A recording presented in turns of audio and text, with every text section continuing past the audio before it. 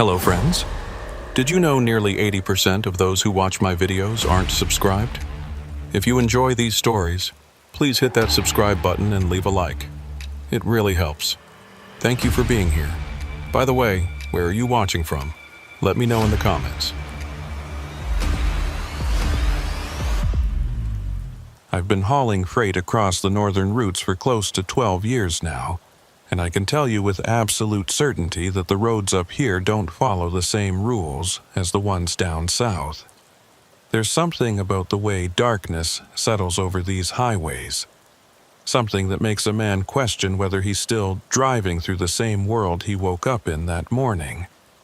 My name's Cole Briggs, and what happened to me on the White Horse Run in February of last year still keeps me up at night, staring at my ceiling, wondering if I ever really made it back at all. On paper, the load was quite easy. I was going to transport industrial equipment from Dawson Creek to Whitehorse, a route I had probably traveled many times before. The dispatcher, a man named Rick who worked the night shift while I was driving, gave me the usual information. A 16-hour drive, weather conditions at minus 38 degrees, highway conditions moderate. There was nothing I hadn't handled before. I had finished loading the previous afternoon, double-checked my chains, made sure my diesel fuel wouldn't freeze in the cold, and hit the road around 3 in the afternoon, just as the sun began to set early in the winter. The first few hours were uneventful in that particular way. Northern drives always are. The highway stretched out ahead of me like a gray ribbon laid across an endless white tablecloth. Trees pressing in from both sides, their branches heavy with snow that hadn't melted since November. Every 20 miles or so I'd pass another rig heading south, and we'd exchange that brief flash of high beams that serves as the only real communication up here. The radio kept me company for a while, some talk show out of Prince George discussing hockey scores and weather patterns, but the signal started breaking up around mile marker 287, dissolving into static that sounded almost like whispering if you listened to it long enough. I'd been driving for about 6 hours when I noticed the first oddity, though at the time I didn't think much of it. There was a green highway sign ahead, the kind that tells you what's coming up at the next junction. I was familiar enough with this stretch of road to know there weren't any major turnoffs for another 40 miles. But as my headlights swept across it, I could clearly read "Crossroads, 2 miles," printed in white reflective letters. I frowned at that, trying to remember if they'd added a new service road or logging route since my last trip through.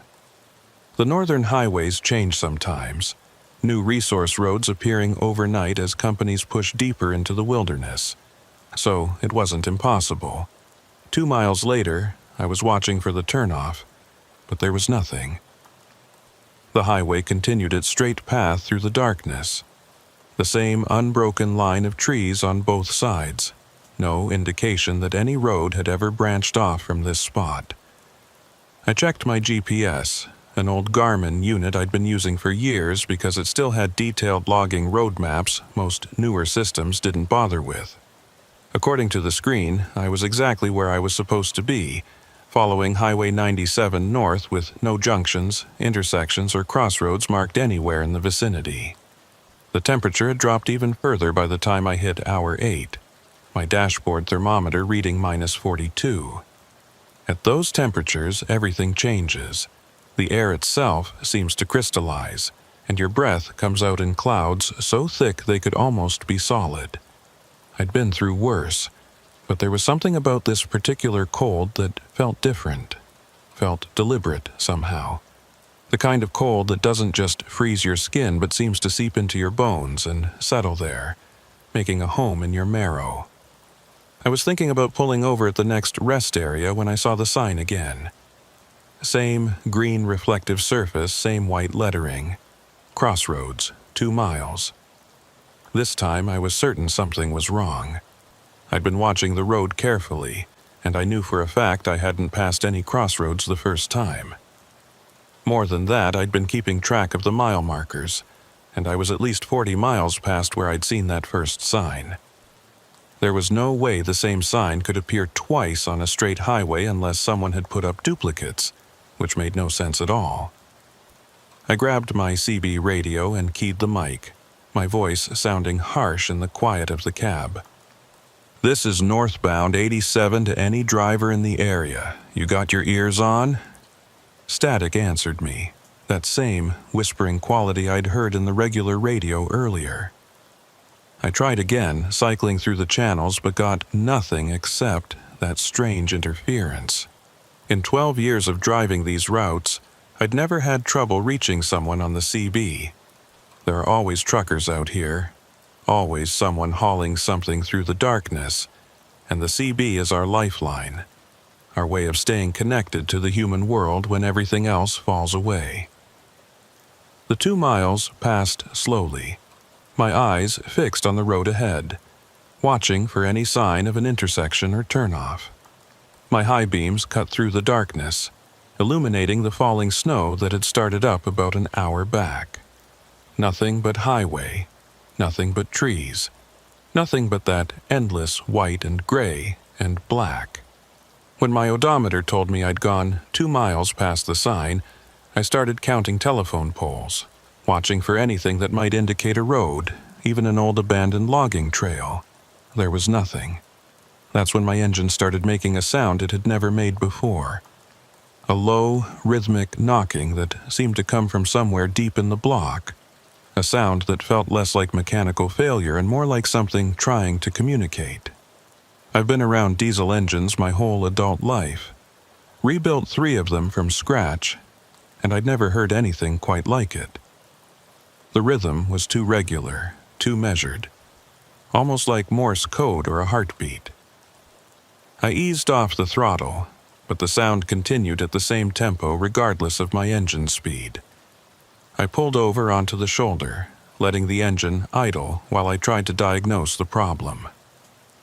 The sound continued, steady and insistent, and now that I was stopped, I could hear something else underneath it. A low humming, almost subsonic, that seemed to vibrate through the frame of the truck. I killed the engine and the knocking stopped immediately, but the humming continued. That's when I realized it wasn't coming from my truck at all. It was coming from outside, from somewhere in the trees. The rational part of my brain was screaming at me to get back in the cab, start the engine, and keep driving. But there's something that happens to you when you spend enough time alone on these northern routes. You start to question your own judgment, start to wonder if the isolation is making you imagine things. I needed to know if that sound was real, if there was actually something out there in the darkness, or if I was finally succumbing to the particular kind of madness that claims truckers who spend too many nights staring at empty highways. I grabbed my flashlight from the cab, a heavy mag light that could double as a weapon if needed, and stepped out into the cold. The temperature hit me like a physical blow, the kind of cold that makes your lungs ache and your eyes water. I could feel my beard starting to frost up immediately, ice crystals forming in the moisture of my breath. The humming was clearer now, a deep bass tone that I could feel in my chest more than hear with my ears. It seemed to be coming from the tree line about 30 yards off the highway. I walked toward the sound, my boots crunching in the snow that had drifted across the shoulder. My flashlight beam cut through the darkness, illuminating twisted branches and shadows that seemed to move just outside the circle of light. The humming grew louder as I approached the trees, and I could start to make out what looked like a structure of some kind hidden in the shadows.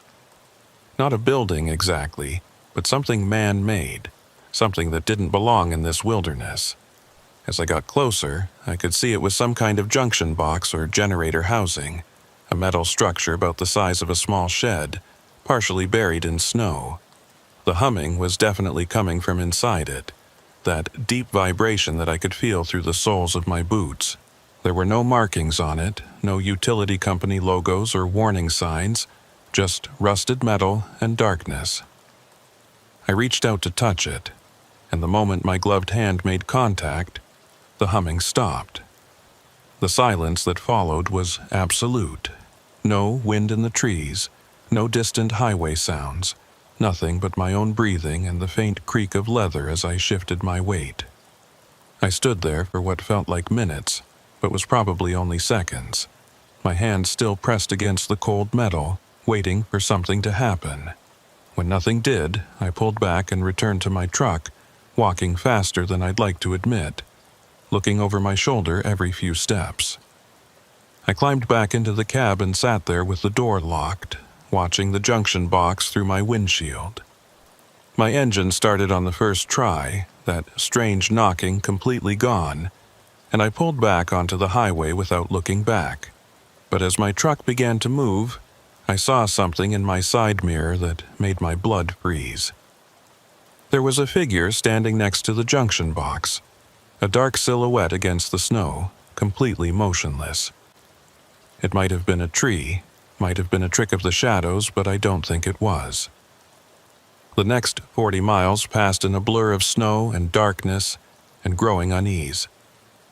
I kept checking my mirrors, expecting to see headlights behind me or that figure somehow keeping pace with my truck, but there was nothing. The CB continued to produce only static, and my cell phone showed no signal, which wasn't unusual this far north but felt particularly isolating tonight.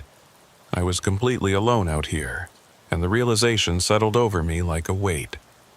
I saw the sign for the third time just after 2 in the morning. Crossroads, 2 miles. Same green sign, same white letters, but this time there was something different about it. As my headlights swept across the reflective surface, I could have sworn the number changed. Not dramatically, not in any way I could point to and say definitively that I'd seen something impossible, but a subtle shift, a momentary flicker where the 2 looked like it might have been a 0 or an 8 or some symbol I didn't recognize. I was tired by then, exhausted in a way that went beyond just physical fatigue. The kind of tired where your thoughts start to blur and reality takes on a dreamlike quality. I'd been driving for over 10 hours at that point, and the isolation was getting to me in ways I didn't want to admit. But I was certain I'd seen that sign change. Certain, with the same bone-deep conviction that told me something was fundamentally wrong about this entire night. This time, when I reached the 2-mile mark, something was different. There was a road, not a highway junction or a paved turnoff, but a narrow gravel path that cut off to the right, disappearing into the trees. There was no sign marking it, no indication of where it led or what it was for, but it was undeniably there. A break in the endless tree line that I was certain hadn't existed on my previous passes. I slowed the truck, the rational part of my brain telling me to keep driving, to ignore this impossible road and focus on reaching Whitehorse. But curiosity has always been my weakness, that need to understand, to solve puzzles, to make sense of things that don't add up. I told myself I'd just drive down the road a short distance, see if there was any indication of what it was for, then turn around and continue my route. It was a lie I told myself with full knowledge that it was a lie, but I told it anyway. The gravel road was barely wide enough for my truck, branches scraping against both sides as I crept forward. My headlights revealed a path that looked like it hadn't been maintained in decades. Deep ruts and scattered rocks that forced me to crawl along at maybe 5 miles per hour. I drove for what felt like hours but was probably only 10 or 15 minutes, the trees pressing in closer with each passing moment. Then the road opened up into a clearing, and I saw it. There, in the middle of absolute nowhere, illuminated by my headlights, was a crossroads. 4 roads met in a perfect intersection, each one stretching off into the darkness in a different direction. And at the center of the intersection, where the roads crossed, there was something that made my hands tighten on the steering wheel. A post, maybe 8 feet tall, with no signs or markers, just old, weathered wood that looked like it had been standing there for longer than these roads had existed. I brought my truck to a stop, engine idling, trying to make sense of what I was seeing. 4 roads in the middle of the wilderness, meeting at a point that appeared on no map, marked by nothing except a single post. The logical explanations ran through my mind. Old logging roads, maybe, or surveyor trails from decades past. But none of that explained how I'd found this place, how that sign had appeared 3 times on a highway with no junctions, how this road had materialized out of nothing. That's when I noticed the tracks. Fresh tire tracks in the snow, crisp and clear, leading from the road I'd come in on and continuing straight across the intersection to the opposite road. Another truck had been here recently, within the last few hours, based on how clean the tracks were. I felt a momentary surge of relief at the thought that I wasn't the only person to have found this place, that maybe this was some kind of shortcut the local drivers use that just wasn't marked on official maps. I keyed my CB again. This is northbound 87 to any driver in the area. I'm at some kind of crossroads off Highway 97. Anyone know what this is? The static that came back was different this time, more structured, almost like it was forming words if you listened hard enough. I sat there with the mic in my hand, staring at the radio, trying to convince myself I wasn't hearing what I thought I was hearing. But there it was, barely audible under the white noise. Turn around. The voice on the radio could have been anyone. Could have been another driver trying to warn me. Could have been my own imagination creating patterns in random static. But the way my skin prickled when I heard it, the way something deep in my gut twisted with primal fear, told me I needed to listen. I put the truck in reverse, but before I could back up, my headlights caught something that made me freeze. There was another truck at the crossroads. I'd been looking at this intersection for several minutes, and I was certain it hadn't been there before. But now, there was definitely a semi parked on the opposite side facing me across the intersection. Its lights were off, the cab dark, but I could make out the silhouette of someone sitting in the driver's seat. For a long moment, neither of us moved. Then slowly, deliberately, the other truck's headlights turned on, high beams blazing directly into my eyes. I threw my truck into reverse and started backing up, branches scraping along both sides of my cab. Through my mirrors, I could see the other truck beginning to move forward, crossing the intersection, following me back down the narrow road. Its high beams stayed on, flooding my cab with light, making it almost impossible to see where I was going.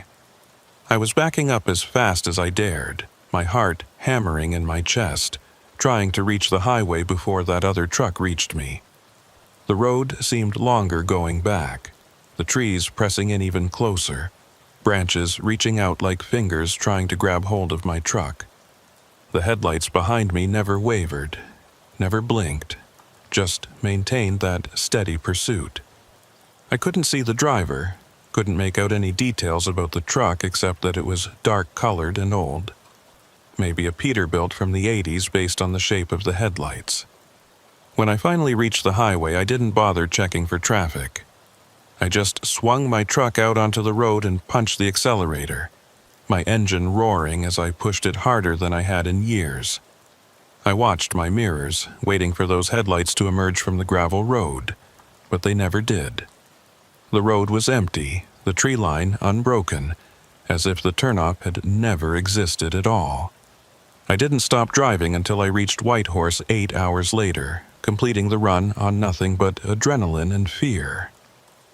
When I finally pulled into the depot and killed my engine, my hands were shaking so badly I could barely grip the steering wheel. The dispatcher asked me why I was late, why I hadn't radioed in my position during the night, but I couldn't find the words to explain what had happened. How do you tell someone you spent hours driving in circles, following a road that shouldn't exist to a crossroads that couldn't be real? The company gave me 3 days off after that run, which I spent in a cheap motel room in Whitehorse, trying to convince myself that exhaustion and isolation had created some kind of hallucination. I'd heard stories about truckers on the northern routes losing their grip on reality, seeing things that weren't there, driven mad by the endless darkness and solitude. Maybe I was just another casualty of the highway, another driver who'd spent too many nights alone with his thoughts. That's what I told myself anyway, as I lay in that motel bed, listening to the sound of traffic outside and clinging to it like a lifeline to normalcy. But I couldn't stop thinking about those tire tracks at the crossroads. They'd been real, physical marks in the snow that my headlights had clearly illuminated. Hallucinations don't leave tracks. Exhaustion doesn't create roads where none existed before. Something had happened out there on that highway, something I couldn't explain with logic or reason or any of the comfortable lies I tried to tell myself. I spent most of the second day at a local diner, drinking coffee and talking to other drivers who frequented the northern routes. Most of them had stories about strange things they'd seen, lights in the sky or weird sounds on their CB radios, but nothing quite like what I'd experienced. There was one older driver, though, a man named Dale Winters, who'd been hauling freight through the north for close to 30 years. When I mentioned the crossroads, his expression changed, and he went quiet for a long moment before speaking. "How many times did you see the sign?" he asked, his voice low.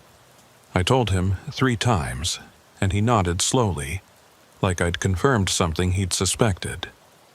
"You're lucky you turned around when you did," he said. "I've heard stories about those crossroads. Nobody who's gone through that intersection has ever been heard from again. Their trucks turn up eventually, always at some rest stop or depot, perfectly intact, but the drivers are just gone." I asked him if he'd ever seen the crossroads himself, and he shook his head. "Never seen it, but I've seen the sign. Twice over the years. Both times I kept driving, didn't turn off the highway, and both times I made it to my destination without incident. It's like the road is testing you, seeing if you'll follow it. Most drivers are smart enough to ignore it, but some aren't. Curiosity kills more than cats, if you know what I mean." We talked for another hour, Dale sharing other stories about the northern routes, warning signs that drivers had learned to recognize over the years. Certain rest areas where trucks would break down for no mechanical reason. Stretches of highway where CB radios only picked up static, no matter what channel you tried. Places where the temperature would drop 30 degrees in the span of a mile, then return to normal just as quickly. The North was full of oddities, he said, full of places where the normal rules didn't quite apply. When I left the diner, I felt both better and worse. Better because I now knew I wasn't the only one who'd encountered something strange on these highways.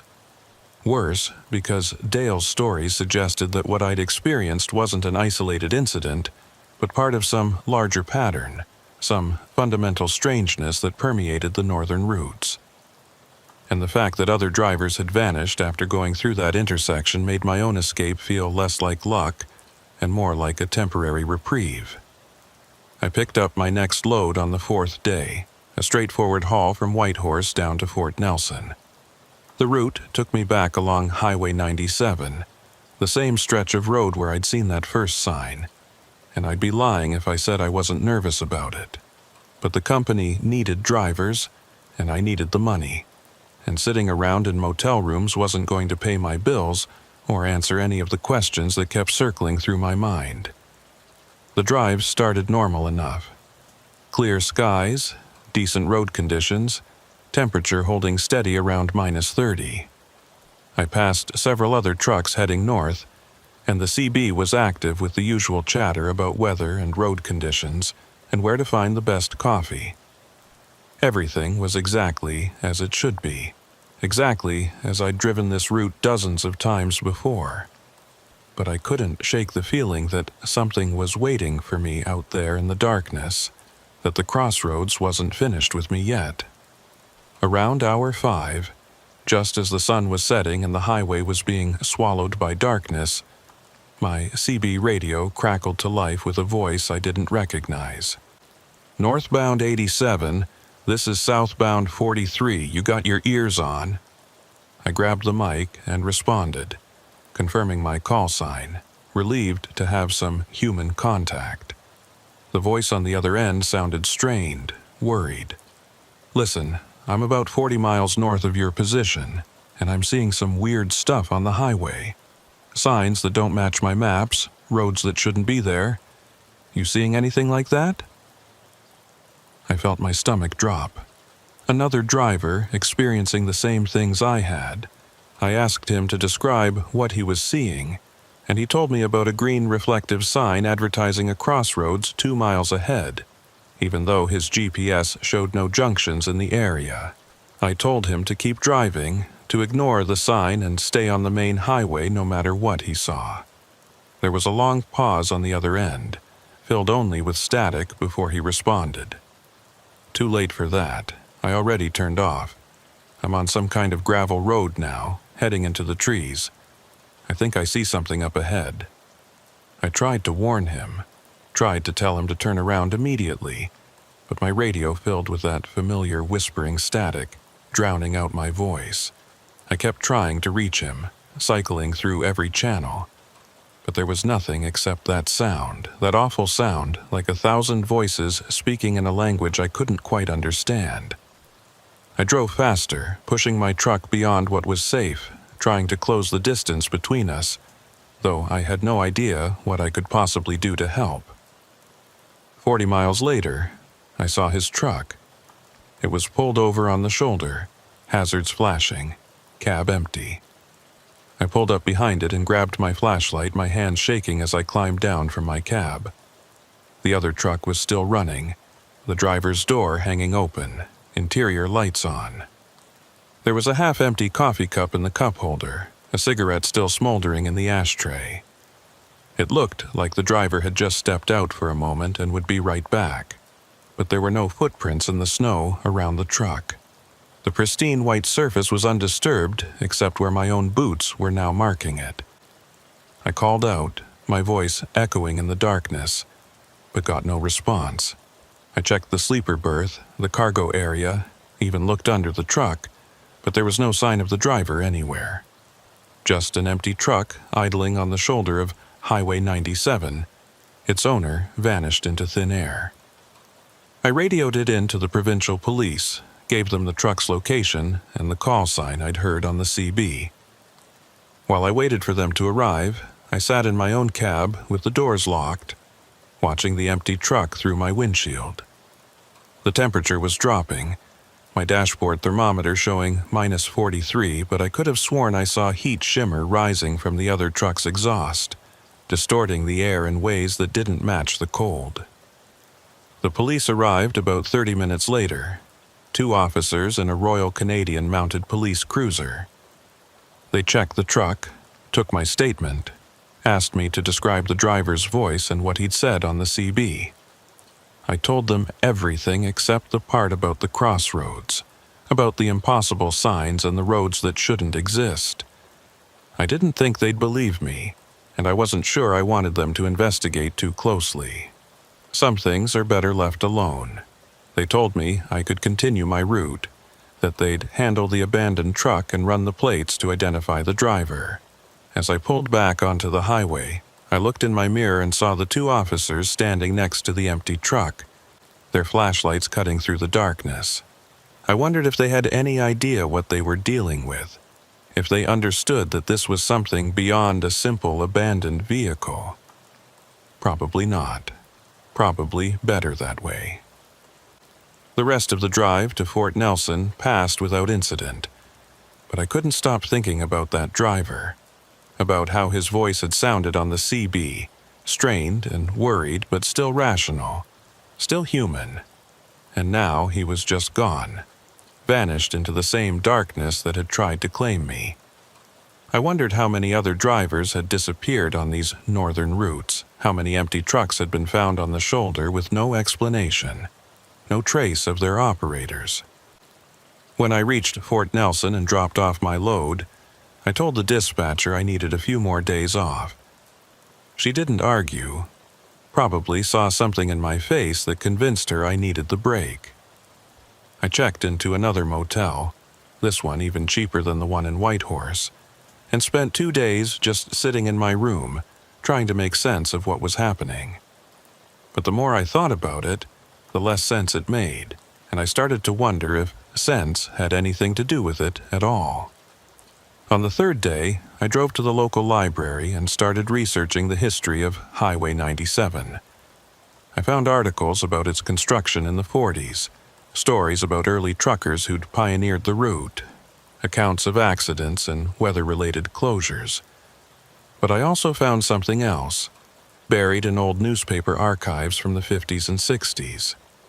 There were multiple reports of drivers going missing on the northern stretch of the highway, their trucks found abandoned with no sign of struggle or foul play.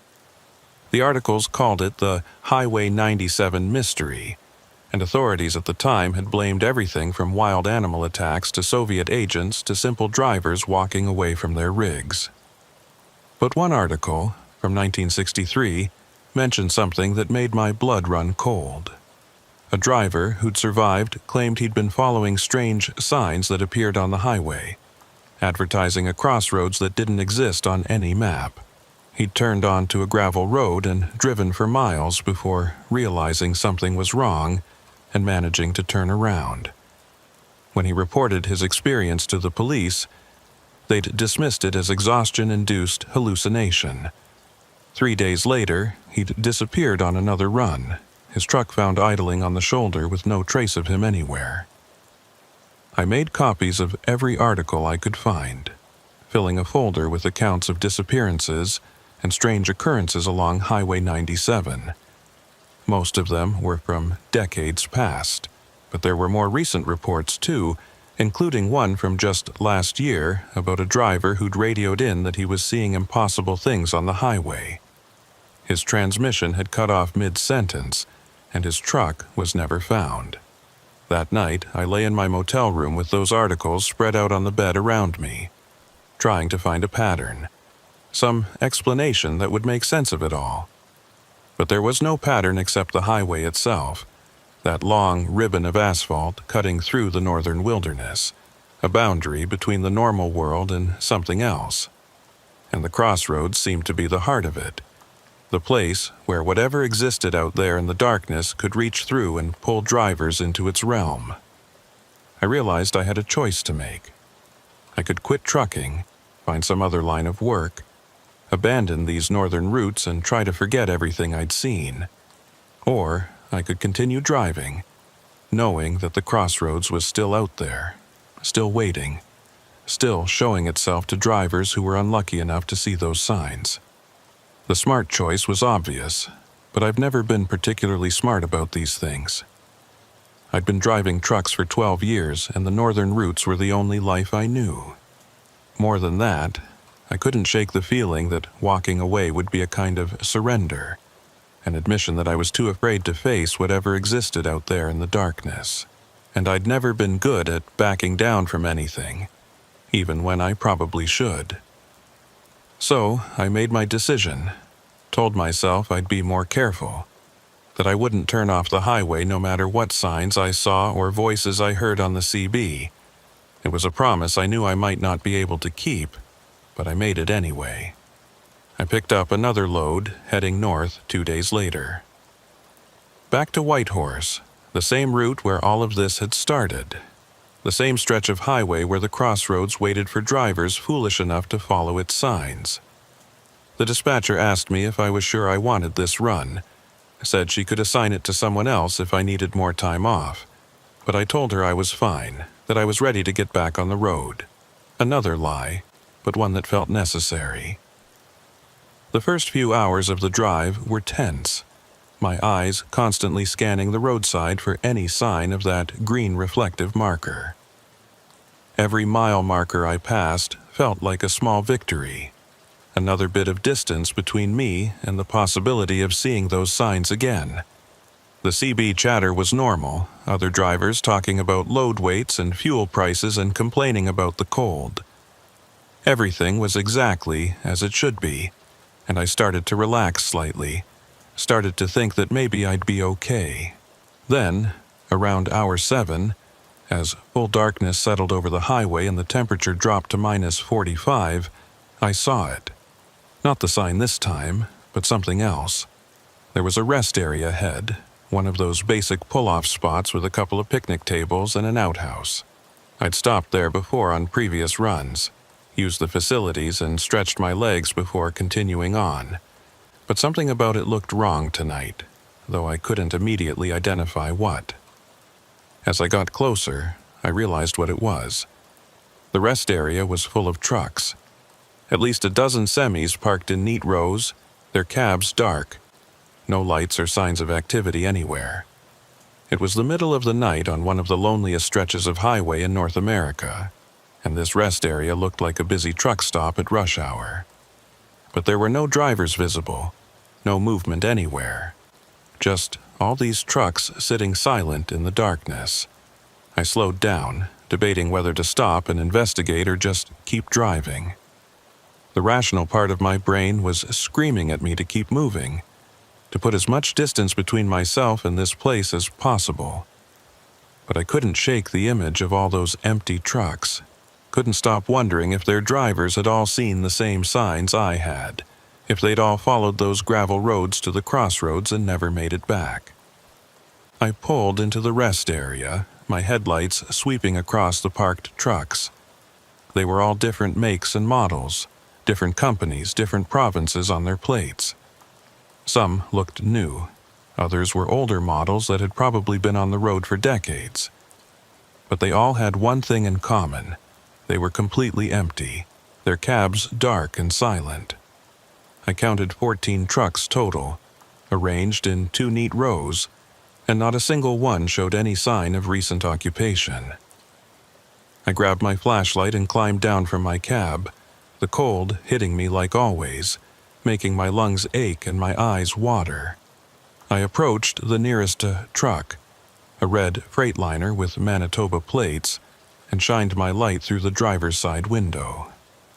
The cab was empty, but there were personal items scattered around. A jacket draped over the passenger seat, a thermos in the cup holder, a photo taped to the dashboard showing a woman and 2 kids. It looked like the driver had just stepped away for a moment. I checked 3 more trucks, and they were all the same. Personal belongings, signs of recent occupation, but no drivers anywhere. The doors were all locked, the keys presumably still in the ignitions, though I couldn't see them from outside. It was like all these drivers had simply vanished from their cabs simultaneously, leaving their trucks and their lives behind. That's when I heard it. The humming. That same deep bass tone I'd heard at the junction box, vibrating through the ground and up through my bones. It was coming from the tree line behind the rest area, and as I turned my flashlight toward the sound, I saw something that made me take an involuntary step backward. There was a path leading into the trees, a narrow trail that definitely hadn't been there on my previous stops at this rest area.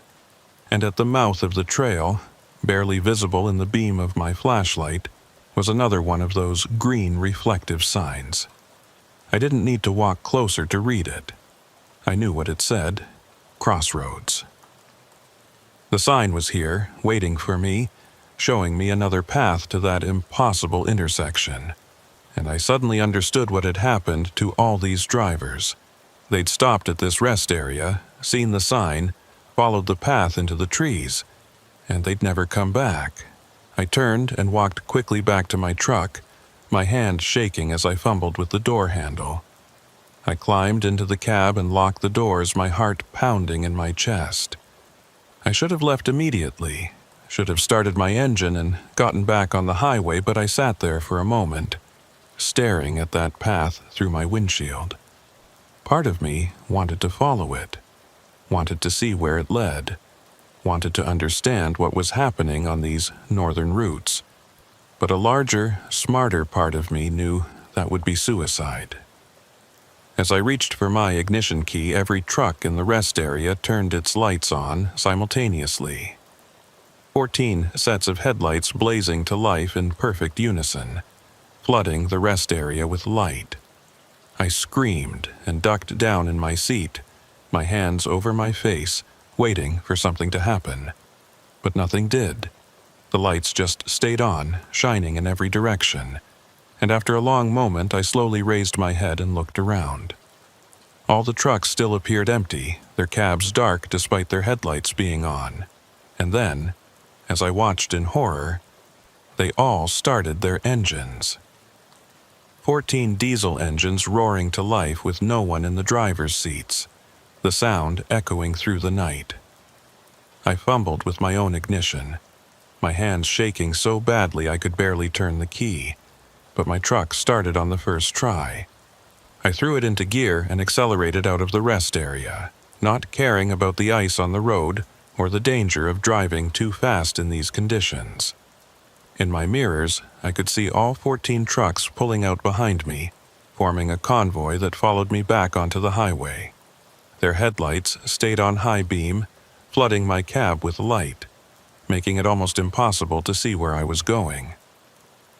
I pushed my truck as hard as I dared, the engine screaming in protest, but the convoy maintained its distance, never closing the gap, but never falling behind either. The 14 trucks followed me for the next 47 miles. I know the exact distance because I was watching my odometer obsessively, counting every tenth of a mile, using the numbers as a way to keep myself grounded in reality. The convoy maintained perfect formation behind me, 2 rows of 7 trucks each, their headlights creating a wall of light that eliminated any shadows and made the highway ahead look flat and surreal, like I was driving through a photograph rather than actual 3-dimensional space. My CB radio had gone completely silent, not even static anymore, just dead air that somehow felt more ominous than the whispering had. I tried my cell phone, but there was no signal, which wasn't surprising this far north, but the complete absence of any bars felt deliberate somehow, like something was actively blocking my ability to communicate with the outside world. I was alone out here with 14 ghost trucks that shouldn't be moving, and there was nobody I could call for help. The weirdest part was how the other trucks moved. They weren't weaving or drifting the way you'd expect from unmanned vehicles. They maintained perfect lane discipline, taking curves smoothly, adjusting their speed to match mine exactly. It was like they were being driven by expert truckers, except there was nobody in the cabs.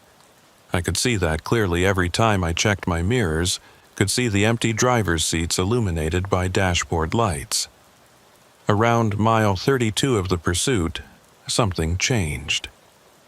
The lead truck in the left lane, the same red Freightliner I'd shined my flashlight into back at the rest area, started to pull forward. It accelerated slowly, deliberately, coming up alongside me until we were running parallel. I looked over at it, and my blood went cold. There was someone in the driver's seat now. A figure, dark and indistinct, hands on the steering wheel, head turned toward me. But I couldn't make out any features. Couldn't see a face or clothing or anything that would identify it as human. It was just a silhouette, a shadow in the shape of a person. I pressed down harder on my accelerator, trying to pull ahead, but the Freightliner matched my speed. The figure in the driver's seat continued to stare at me, motionless except for the small adjustments it made to the steering wheel. We drove like that for what felt like hours, but was probably only a few minutes, 2 trucks side by side on an empty highway in the middle of the night, one driven by a terrified human and the other by something that only resembled one. Then the figure raised its right hand and pointed forward, toward something on the road ahead. I looked where it was indicating and saw another one of those green signs coming up. Crossroads, 1 mile. My hands tightened on the steering wheel. I wasn't going to follow that sign, wasn't going to turn off the highway no matter what happened. I'd made that mistake once before, and I wasn't going to make it again. But as I approached the 1 mile marker, I realized I might not have a choice. The 14 trucks behind me were closing ranks, tightening their formation, boxing me in. The Freightliner beside me drifted slightly toward my lane, forcing me toward the shoulder. I tried to brake, but the trucks behind me accelerated, their front bumpers getting dangerously close to my rear. I tried to speed up, but the freightliner matched me and continued pushing me over. I was being herded, forced toward the turnoff that I knew would appear at the 2-mile mark. These trucks, these things that looked like trucks but clearly weren't, were guiding me toward the crossroads whether I wanted to go or not. I looked at my fuel gauge and saw I was down to a quarter tank. I'd been planning to fuel up in Fort Nelson, but that was still 3 hours away, and I wasn't going to make it with these trucks forcing me to maintain high speed. That's when I saw the other sign, a small brown marker that indicated a maintenance road coming up in half a mile. It was the kind of road used by highway crews to access remote sections for repairs, usually gated and locked, but it represented my only chance to break free from this convoy. I waited until the last possible moment, then yanked my steering wheel hard to the right, taking the maintenance road turnoff at a speed that made my truck lean dangerously. The convoy didn't follow. They continued straight on the highway, maintaining their formation, and within seconds they disappeared from view. I slowed my truck to a crawl, my hands shaking on the steering wheel, my breath coming in short gasps. I'd escaped, at least temporarily, but I had no idea where this maintenance road led or if it would even get me back to the highway. The road was unpaved and poorly maintained, full of potholes and washouts that forced me to creep along at maybe 10 miles per hour. My headlights revealed nothing but trees on both sides, dense forest that seemed to press in closer the further I drove. I kept checking my mirrors, expecting to see those headlights reappear behind me, but there was nothing except darkness. I'd been on the maintenance road for about 20 minutes when I noticed something odd about the trees. They were all leaning at the same angle, like they'd been pushed by some massive wind and frozen in that position. The angle was slight enough that I might not have noticed it in daylight, but my headlights cast long shadows that made it obvious, and they were all leaning toward the road, toward me, like they were trying to reach across the narrow gap and touch my truck. The temperature had dropped again, my dashboard now showing -52. At those temperatures, metal becomes brittle, diesel fuel turns to gel, and human flesh freezes in minutes. I had my heater running at full blast, but I could still feel the cold seeping into the cab, making my fingers numb and my breath come out in thick white clouds. I started to worry that my truck would break down out here, that I'd be stranded on this abandoned maintenance road with no way to call for help. That's when my headlights caught something on the road ahead. At first I thought it was an animal, maybe a moose or a bear, but as I got closer I realized it was a person. They were standing in the middle of the road, facing away from me, completely motionless. I slowed to a stop about 30 feet away, and sat there with my engine idling, trying to decide what to do. The figure was wearing what looked like old trucker gear, a heavy winter coat and work boots, but something about their posture was wrong. They stood too straight, too rigid, like a statue rather than a living person. I honked my horn and the sound echoed through the trees, but the figure didn't move. I honked again, longer this time, but got the same non-response.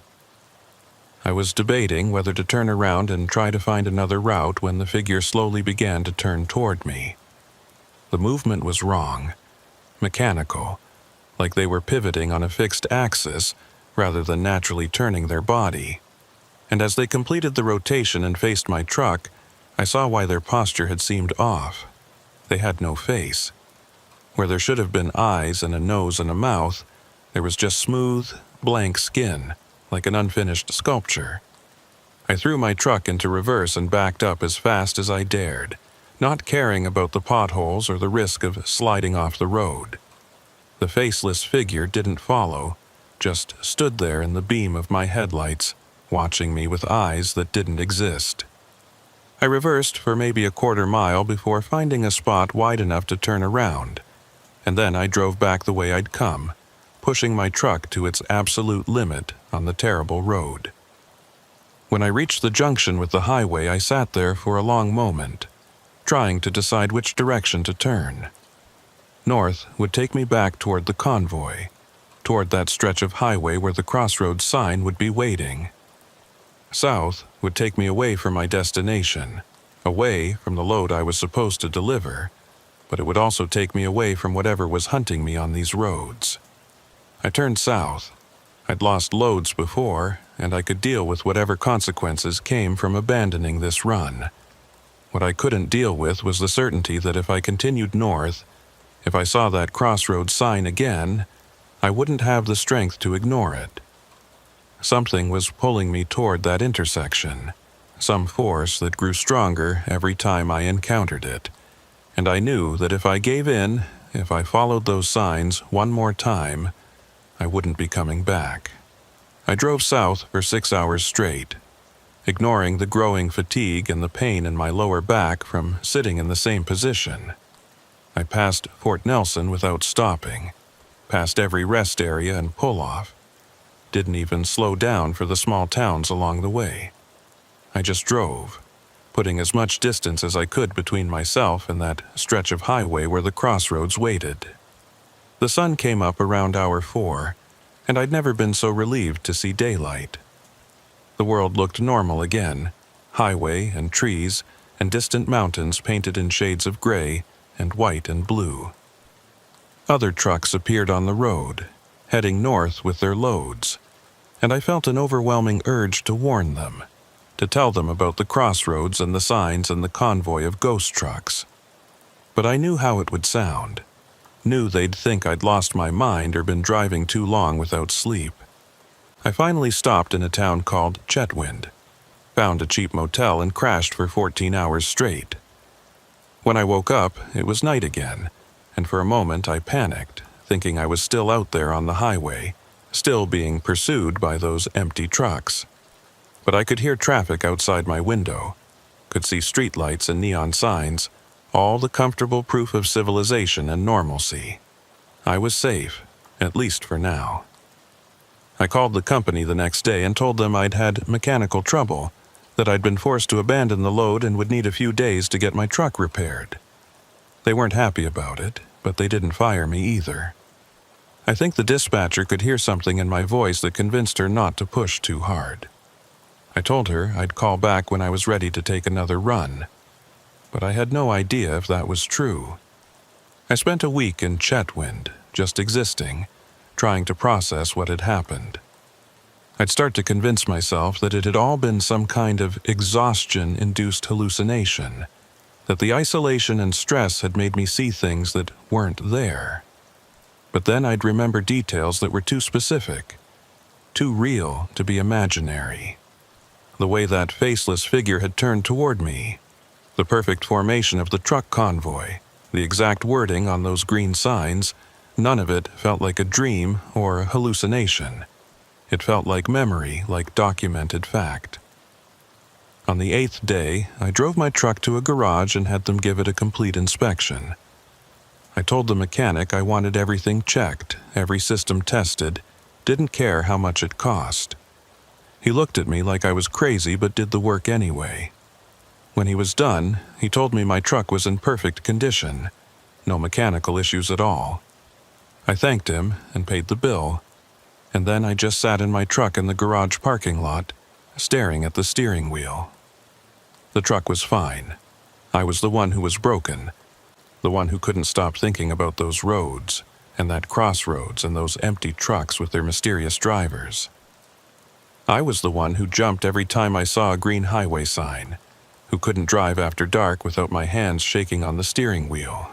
The highway had gotten into my head, planted something there that I couldn't dig out no matter how hard I tried.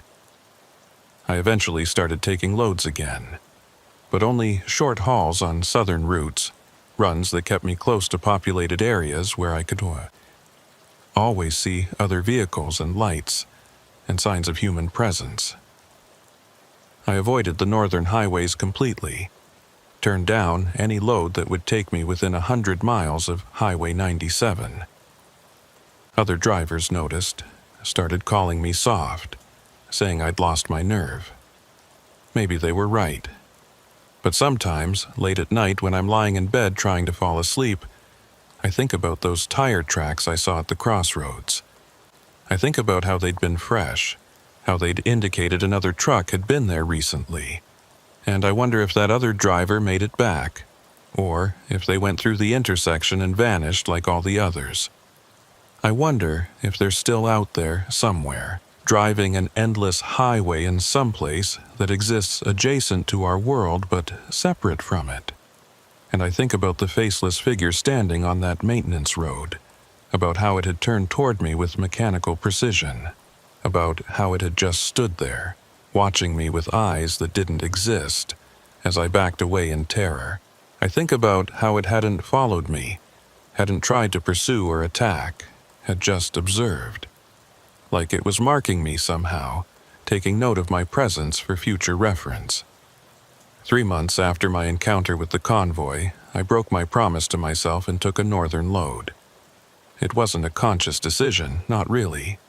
The company needed someone to make an emergency run to Whitehorse, and the dispatcher called me at 2 a.m, desperate, offering double pay. I was half asleep when I agreed, and by the time I fully woke up and realized what I'd committed to, it was too late to back out without burning bridges I couldn't afford to burn. So I found myself loading up a trailer full of construction equipment, running through my pre-trip checklist with hands that shook just enough to be noticeable. It was late October, the first real cold snap of the season, with temperatures already dropping into the -30s at night. The weather forecast called for clear skies, good road conditions, all the comforting lies that meteorologists tell truckers who have to drive through regions where weather is less a forecast and more a suggestion. I told myself this run would be different. I'd stay on the main highway, wouldn't investigate any strange signs or sounds, wouldn't stop except for fuel and legally required breaks. I'd drive straight through, deliver my load, and get back to the southern routes as quickly as possible. It was a simple plan, and I repeated it to myself like a mantra as I pulled out of the depot just after 4 p.m., the sun already setting in that abbreviated way it does in northern latitudes during fall. The first 8 hours were uneventful. I passed Fort Nelson around midnight, fueled up, and continued north. The CB was active with normal chatter. Other drivers talking about hockey scores and complaining about the cold. I participated when they addressed me directly, kept my responses short and professional, didn't mention anything about crossroads or ghost convoys or faceless figures. Just another trucker making another run, nothing unusual about it at all. But around hour 10, as I approached the section of Highway 97, where I'd first seen that sign back in February, I started feeling it. A pull, an attraction. Like there was a magnet somewhere off the highway drawing me toward it. It was subtle at first, just a slight urge to drift right, to let my truck veer toward the shoulder. I corrected my steering and shook my head, trying to clear it, telling myself it was just fatigue, just my imagination creating patterns where none existed. The pull got stronger. With every mile I drove, the attraction intensified, until I was gripping the steering wheel with both hands, actively fighting to keep my truck moving in a straight line. It felt like I was driving through mud, like the air itself had become resistant, trying to slow me down and push me toward something off the highway. My speedometer said I was doing 65, but it felt like I was barely crawling. That's when I saw it. Not the green sign this time, but something worse. There was a truck stopped on the shoulder ahead, hazards flashing, a figure standing next to the driver's side door. As my headlights swept across the scene, the figure turned toward me and waved, the universal signal for, "I need help." Every instinct I had screamed at me to keep driving, to not stop, to not get involved. But I couldn't do it. Some core part of my identity, the part that made me human, wouldn't let me drive past someone who needed assistance. I slowed my truck and pulled onto the shoulder about 50 feet behind the disabled vehicle. Through my windshield, I could see the figure more clearly now. It was a man in trucker gear, heavy coat and winter hat, standing in a posture that looked natural and human and completely normal. He waved at me again, then pointed at his truck's engine, making gestures that suggested mechanical trouble. I sat there with my engine idling, debating what to do, knowing this was probably a trap, but unable to ignore the possibility that it might be a real person who genuinely needed help. I grabbed my flashlight and climbed down from my cab, the cold hitting me with its usual intensity. I approached the other truck cautiously, keeping my distance, ready to run back to my own vehicle at the first sign of anything unusual. The man watched me approach, his face shadowed under his hat brim, his posture relaxed and unthreatening. When I was about 20 feet away, he spoke, his voice rough and gravelly, exactly how you'd expect a long-haul trucker to sound. "Engine's overheating," he said, jerking his thumb toward the hood of his truck. "Thought maybe you'd have some coolant I could borrow. I'm about 2 hours short of Fort Nelson, and I don't think I'll make it without a top-up." It was a completely reasonable request, the kind of thing that happens on the highway all the time. Truckers help each other out, share supplies, provide assistance when someone's in trouble. It's an unwritten rule of the road, but something about this felt wrong. The man's truck was a Kenworth, maybe 20 years old, with Alberta plates that were so rusted I could barely read the numbers. And despite his claim that the engine was overheating, I couldn't see any steam or smoke coming from under the hood, couldn't hear the distinctive ticking sound that hot engines make. More than that, I couldn't shake the feeling that I recognized this truck from somewhere, that I'd seen it before in circumstances I couldn't quite remember. "Sure," I heard myself saying, my voice sounding distant and strange to my own ears. "I've got some coolant in my truck, let me grab it." I turned to walk back to my semi, and that's when I saw it. There were no tire tracks in the snow behind the Kenworth. The shoulder was covered in a thin layer of fresh powder, maybe an inch deep, and my own truck had left clear tracks when I'd pulled over. But the Kenworth sat on pristine snow, as if it had been placed there by a crane rather than driven into position. I stopped walking and turned back toward the man. He was still standing in the same spot, still watching me, but now that I was looking more carefully, I could see other things that were wrong. He cast no shadow, even though my truck's headlights were shining directly on him. His breath didn't come out in visible clouds, even though the temperature was -38. And now that I was paying attention, I realized he wasn't blinking. He just stood there with his eyes fixed on me, unmoving, waiting. "Who are you?" I asked, my hand tightening on my flashlight. The man tilted his head slightly and I heard a sound like creaking metal, like rusted hinges protesting movement. "I'm a trucker," he said. His voice still rough and gravelly, but now with an undertone that didn't sound quite human. "Same as you, just trying to get where I'm going, just trying to complete my run."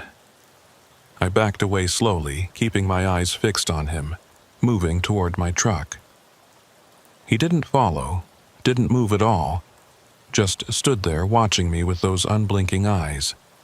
When I reached my cab, I climbed in and locked the doors, my hands shaking so badly I could barely work the locks.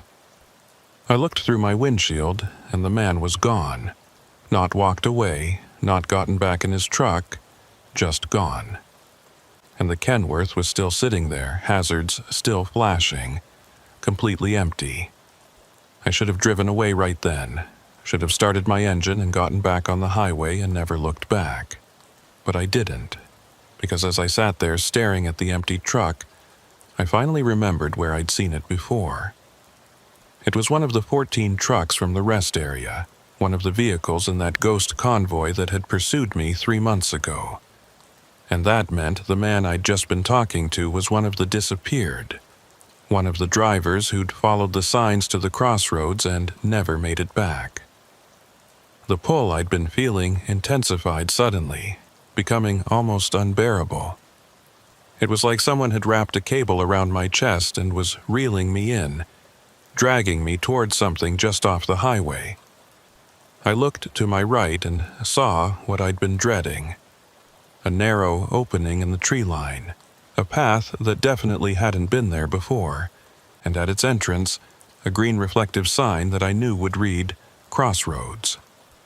I tried to start my engine, but my hands wouldn't cooperate. They moved to the ignition, turned the key, but there was no strength in them, no control. It was like I was watching someone else operate my body, some puppet master pulling strings I couldn't see. The engine turned over once, twice, then died. I tried again, and the same thing happened. My truck, which had been running perfectly fine 30 seconds ago, wouldn't start. The path was calling to me.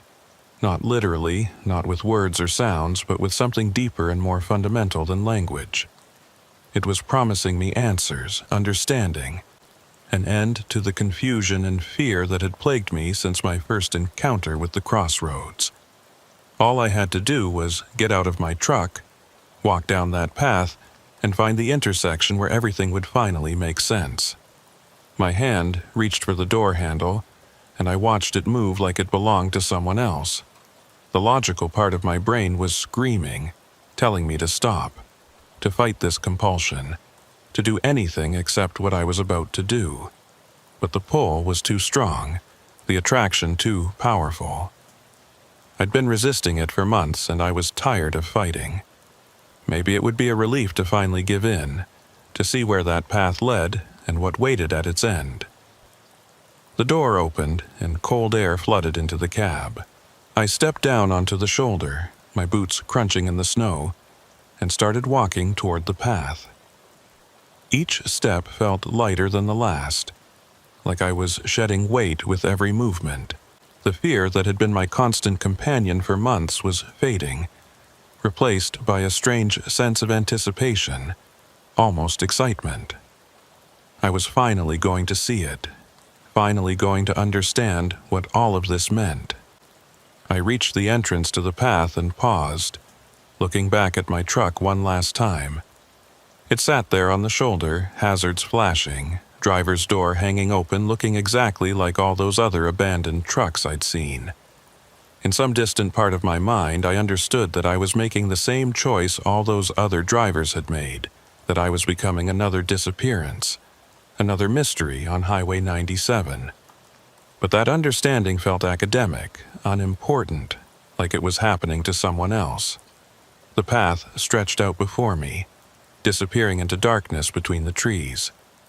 I could see another one of those green signs about 50 yards ahead, and beyond it, what might have been a faint glow, like distant headlights or dawn breaking in the wrong direction.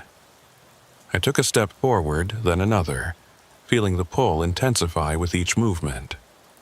It was almost painful now, this attraction, like my entire being was being stretched toward something just out of sight. And then I heard it. A voice on my CB radio, distant and crackling with static, but unmistakably real. Northbound 87. This is southbound 29. Do you copy?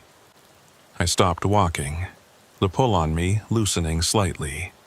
The voice continued, more urgent now. Northbound 87. If you can hear this, do not leave your truck. Stay on the highway. The path is not what you think it is.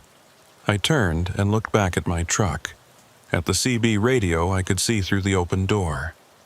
The rational part of my brain surged back to life, fighting against the compulsion that had nearly controlled me completely. This was real. This voice on the radio. Another driver trying to warn me the same way I'd tried to warn that other trucker 3 months ago. And if they were warning me, that meant they knew something, had seen something that I needed to hear. I took a step back toward my truck, and the pull resisted, trying to hold me in place. But now that I was fighting it consciously, aware of what it was doing, I found I had some measure of control. I took another step, then another, each one harder than the last, like I was walking through water that grew thicker and more resistant with every movement. The CB continued to crackle, the voice still calling my signal, giving me something to focus on, something to anchor myself to. When I reached my truck, I grabbed the door frame and pulled myself into the cab, slamming the door shut behind me. Immediately, the pull released, and I gasped like I'd been holding my breath underwater. I grabbed the CB mic with shaking hands and keyed it. "This is northbound 87, I copy. Who is this?" Static answered me for a long moment, and I started to think I'd imagined the voice entirely, but then it came back, clearer now. "Doesn't matter who I am. What matters is you're still in your truck. Now start your engine and get back on the highway. Don't look at the path. Don't think about where it leads. Just drive." I turned my ignition key, and my engine roared to life on the first try, like it had never failed. I put the truck in gear and pulled back onto the highway, accelerating hard, needing to put distance between myself and that path.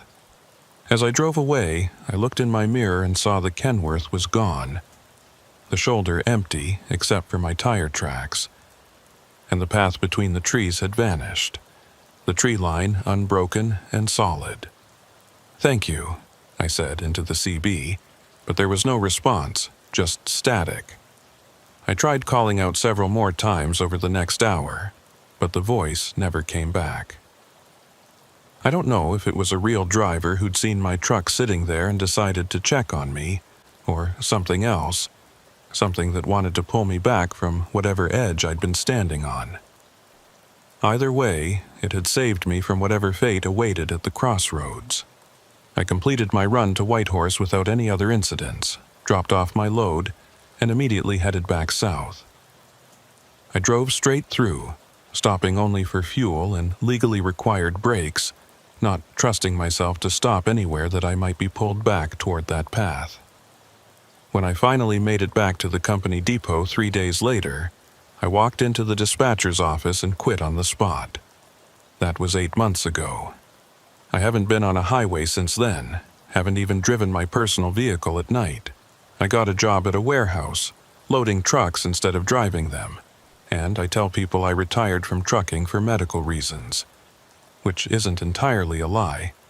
Something inside me broke on that last run, some essential part of my navigation system that let me trust the roads and trust myself. But here's the thing that keeps me up at night, the detail I can't stop thinking about. When I got back to the depot and the mechanics inspected my truck, they found something odd. My odometer showed I'd driven exactly 2,847 miles during that run, but when they checked the GPS logs and fuel consumption, the numbers didn't match. According to those records, I'd actually driven closer to 3,200 miles. There's about 350 miles missing from my odometer. 350 miles that I drove, but that my truck didn't record. And I've been going over my logs and my memories of that trip, trying to figure out when those miles disappeared, when I might have driven through some section of highway that existed outside normal space. But I can't find it.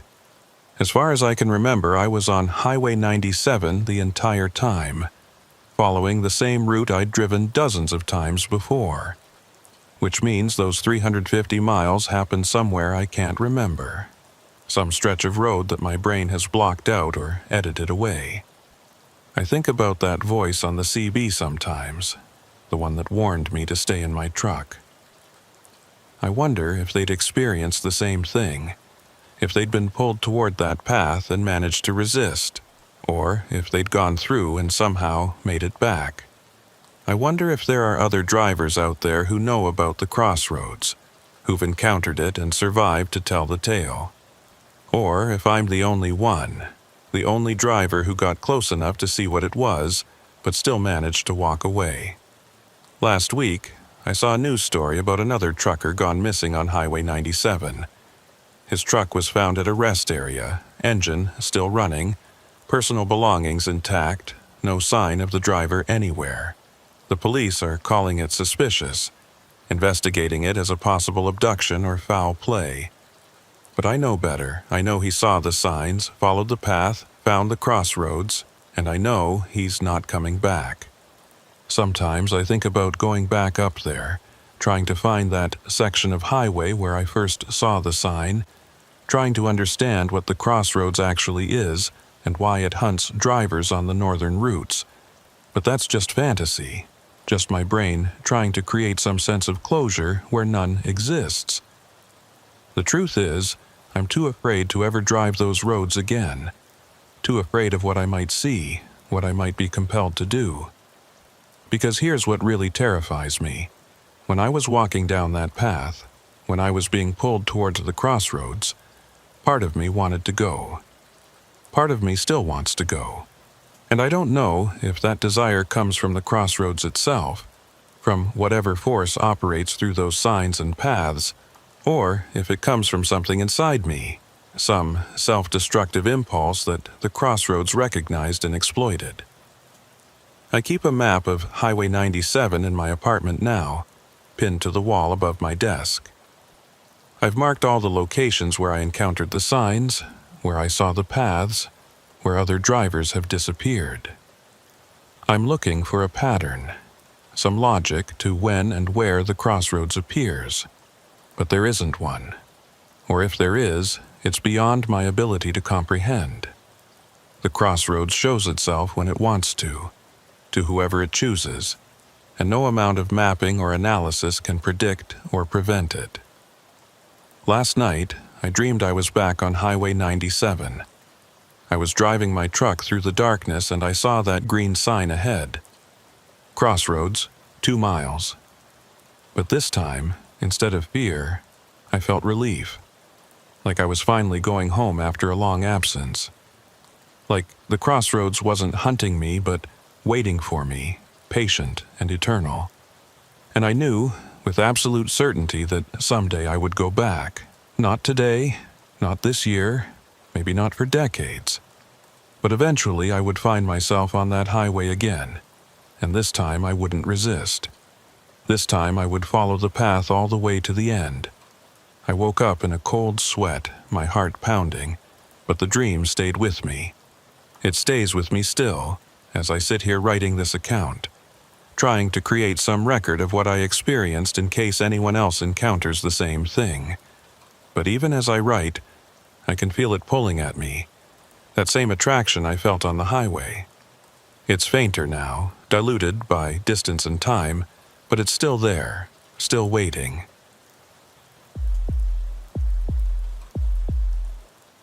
My name is Mason Garrett, and I've been running freight through the Yukon and Northwest Territories for the better part of 9 years.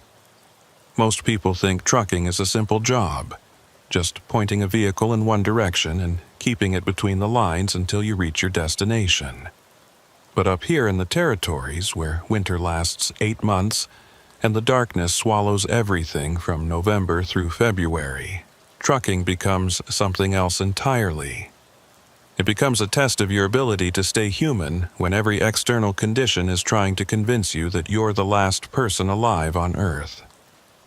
I learned to drive from my old man, who spent 30 years hauling loads through these same frozen wastelands before his heart gave out during a run to Inuvik. They found him slumped over his steering wheel at a rest stop, engine still running, heater keeping his body warm for the 6 hours it took for another driver to find him. That's the way I want to go, if I'm being honest. Quick, clean, still in the driver's seat. Better than wasting away in some hospital bed, tubes running in and out of you, strangers deciding when you've suffered enough.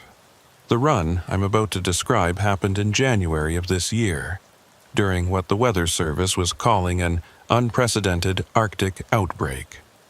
Temperatures across the territories had dropped to levels usually only seen in February, hitting -55 in some areas, -62 in others. The kind of cold where exposed skin freezes in under 2 minutes, where your breath crystallizes and falls to the ground like snow, where the air itself seems to solidify into something you have to push through rather than breathe. I'd been hired to haul mining equipment from Whitehorse up to a new operation near the Beaufort Sea, a 30-hour drive under good conditions. But these weren't good conditions. The forecast called for intermittent whiteout conditions, winds gusting up to 70 kilometers per hour, and temperatures that would make diesel fuel gel unless you kept your engine running continuously. Smart drivers were declining the run, telling the company to wait for better weather. But I needed the money, and more than that, I needed to prove something to myself. That I was as tough as my old man had been, that I could handle whatever the North threw at me. I loaded up on a Tuesday morning, checking my equipment 3 times to make sure everything was secure and functional. Extra diesel fuel, blankets, emergency supplies, a satellite phone in case my regular cell lost signal. I'd driven this route maybe 15 times before, knew every rest stop and fuel depot, every stretch where the highway narrowed or wound through particularly treacherous terrain. I felt prepared, felt confident, felt like this was just another run despite what the thermometer was saying. The first 6 hours went smoothly. I left Whitehorse around 10 a.m., and by the time darkness fell at 3 p.m., I was making good time, ahead of schedule even. The highway was mostly empty, just a few other rigs heading south and the occasional truck heading north like me. We'd flash our high beams at each other when passing, that small acknowledgement that we weren't completely alone out here. The CB radio was quiet but functional. Occasional chatter about road conditions and weather updates. Nothing unusual. Around hour 8, just past the small community of Ross River, the snow started. Not the gentle flurries you see on Christmas cards, but serious snow, thick and heavy, reducing visibility to maybe 30 feet. I slowed down, turned on my hazards, and settled in for what I knew would be a long slog through the storm. This was standard winter driving in the territories. Nothing I hadn't handled dozens of times before. You just had to be patient, keep your speed reasonable, and trust your instincts about where the road was even when you couldn't see it clearly. The CB started acting up around hour 9. The chatter I'd been hearing faded into static. Not dead air, but active interference. White noise that would occasionally resolve into something that almost sounded like words before dissolving back into meaninglessness. I cycled through the channels, trying to find one that was clear, but they were all the same. Just static, constant, and unvarying, filling my cab with noise that made it hard to think. I was reaching for the radio to turn it off when I heard it. A voice, barely audible under the static, speaking a single word. Mason. My name. Clear as a bell despite the interference, unmistakable. I grabbed the CB mic and keyed it, asking who was trying to reach me, giving my call sign and position. But there was no response, just more static, that endless white noise that seemed to press against my eardrums. I told myself it was nothing, just my brain creating patterns and random noise the way humans always do. We're pattern recognition machines, finding faces in clouds and messages in static. There's a term for it, pareidolia, and it's perfectly normal, perfectly explainable.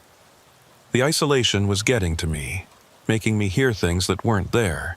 I turned the CB volume down and focused on the road ahead, where my headlights were revealing nothing but snow and more snow. But 20 minutes later, it happened again. The static resolved briefly into that same voice, speaking my name with what sounded like urgency. Mason. This time I was certain I'd heard it, certain it wasn't my imagination.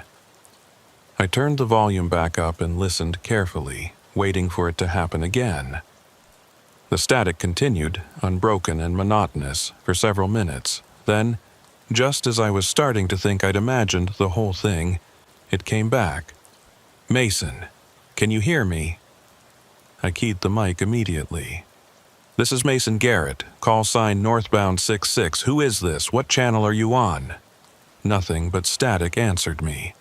I tried again, more insistently this time, demanding identification, asking if this was an emergency. Still nothing. The voice didn't come back, and after a few more minutes of listening to white noise, I turned the CB off entirely. If someone was really trying to reach me, they'd use my cell phone or the satellite phone. This was just some kind of radio interference, maybe a skip from a distant station bouncing off the atmosphere in weird ways. The snow was getting heavier, the wind picking up, pushing against the side of my truck and making it drift toward the shoulder. I corrected constantly, both hands on the wheel, my eyes straining to pick out the road through the nearly opaque curtain of white. Visibility had dropped to maybe 15 feet, and I was considering pulling over to wait out the worst of the storm when I noticed something odd about my GPS. The little blue dot that represented my truck was moving normally, tracking along the highway as expected. But the route ahead of it, the red line that showed my planned path, was flickering. Not dramatically, just subtle pulses where the line would disappear for a fraction of a second before reappearing. I tapped the screen, thinking it might be a glitch, but the flickering continued. And then, as I watched, the red line changed course slightly, showing a route that deviated from the highway by maybe half a mile before rejoining it further north. I zoomed in on the map, trying to see if there was some kind of alternate route or bypass that I wasn't aware of. But according to the GPS, there was nothing there except empty terrain, no roads or trails or any indication of human development. Yet, the device was insisting I should take this detour, that it would save me time and distance. I watched the flickering line for another minute before deciding to ignore it. GPS units malfunction all the time, especially in extreme cold, and I wasn't about to start following phantom routes just because my technology was acting up. I'd been driving for maybe 10 more minutes when the CB turned itself back on. I hadn't touched it, my hands were both on the steering wheel, but suddenly the static was back, filling the cab with noise. And underneath that static, clearer now than before, I heard the voice again. "Mason, you need to listen to me. Take the next road on your right. It's important." My hands tightened on the wheel. This wasn't radio interference, wasn't atmospheric skip or pareidolia. This was a deliberate transmission, someone using my CB frequency to contact me specifically. But that didn't make sense. CB radios have a range of maybe 20 miles under ideal conditions, much less in a snowstorm with all this terrain interfering with the signal. There were no other vehicles anywhere near me. I hadn't seen another truck in over an hour. And there were no towns or settlements for at least 50 miles in any direction. "Who is this?" I said aloud, not bothering with the mic. If they could broadcast to me, maybe they could hear me too. "How do you know my name?" The static continued, unchanging, offering no answers. I waited, my breath coming faster than it should, my heart rate elevated. After what felt like minutes but was probably only 30 seconds, the voice came back. "There's not much time. You need to get off the main highway. Take the next right turn you see." I looked at my GPS. The flickering red line was still there, still showing that impossible detour. And as I watched, my position on the map approached what looked like a junction, a place where another road branched off to the right. But I knew this highway, knew this section, and there was no junction here. Nothing but empty wilderness for miles. Yet the GPS was showing it clearly, and the voice on the CB was telling me to take it. Every instinct I had was screaming at me to ignore both the GPS and the voice, to keep driving straight, to trust my knowledge of the road over these malfunctioning devices. But there was something about the voice that made me hesitate. It didn't sound malicious or threatening. It sounded worried, urgent, like someone trying to warn me about danger ahead. And despite my rational mind telling me this was impossible, some deeper part of my consciousness was responding to that urgency. I slowed my truck, my high beams cutting through the snow, searching for any sign of a turnoff or side road. At first, I saw nothing, just the usual tree line on both sides of the highway. But then, so gradually, I almost missed it. A gap appeared in the trees on my right. Not a proper road, just a break in the forest, a space where the trees had been cleared or had never grown. And there, barely visible in the storm, was what looked like tire tracks leading into that gap. The rational part of my brain was telling me to keep driving, that following mysterious roads based on phantom GPS routes and voices on the CB was insanity. But I found myself turning the wheel anyway, following those tracks into the gap, leaving the highway behind. The snow was deeper here, no plows or traffic to pack it down, and my truck slowed to a crawl as it pushed through the accumulation.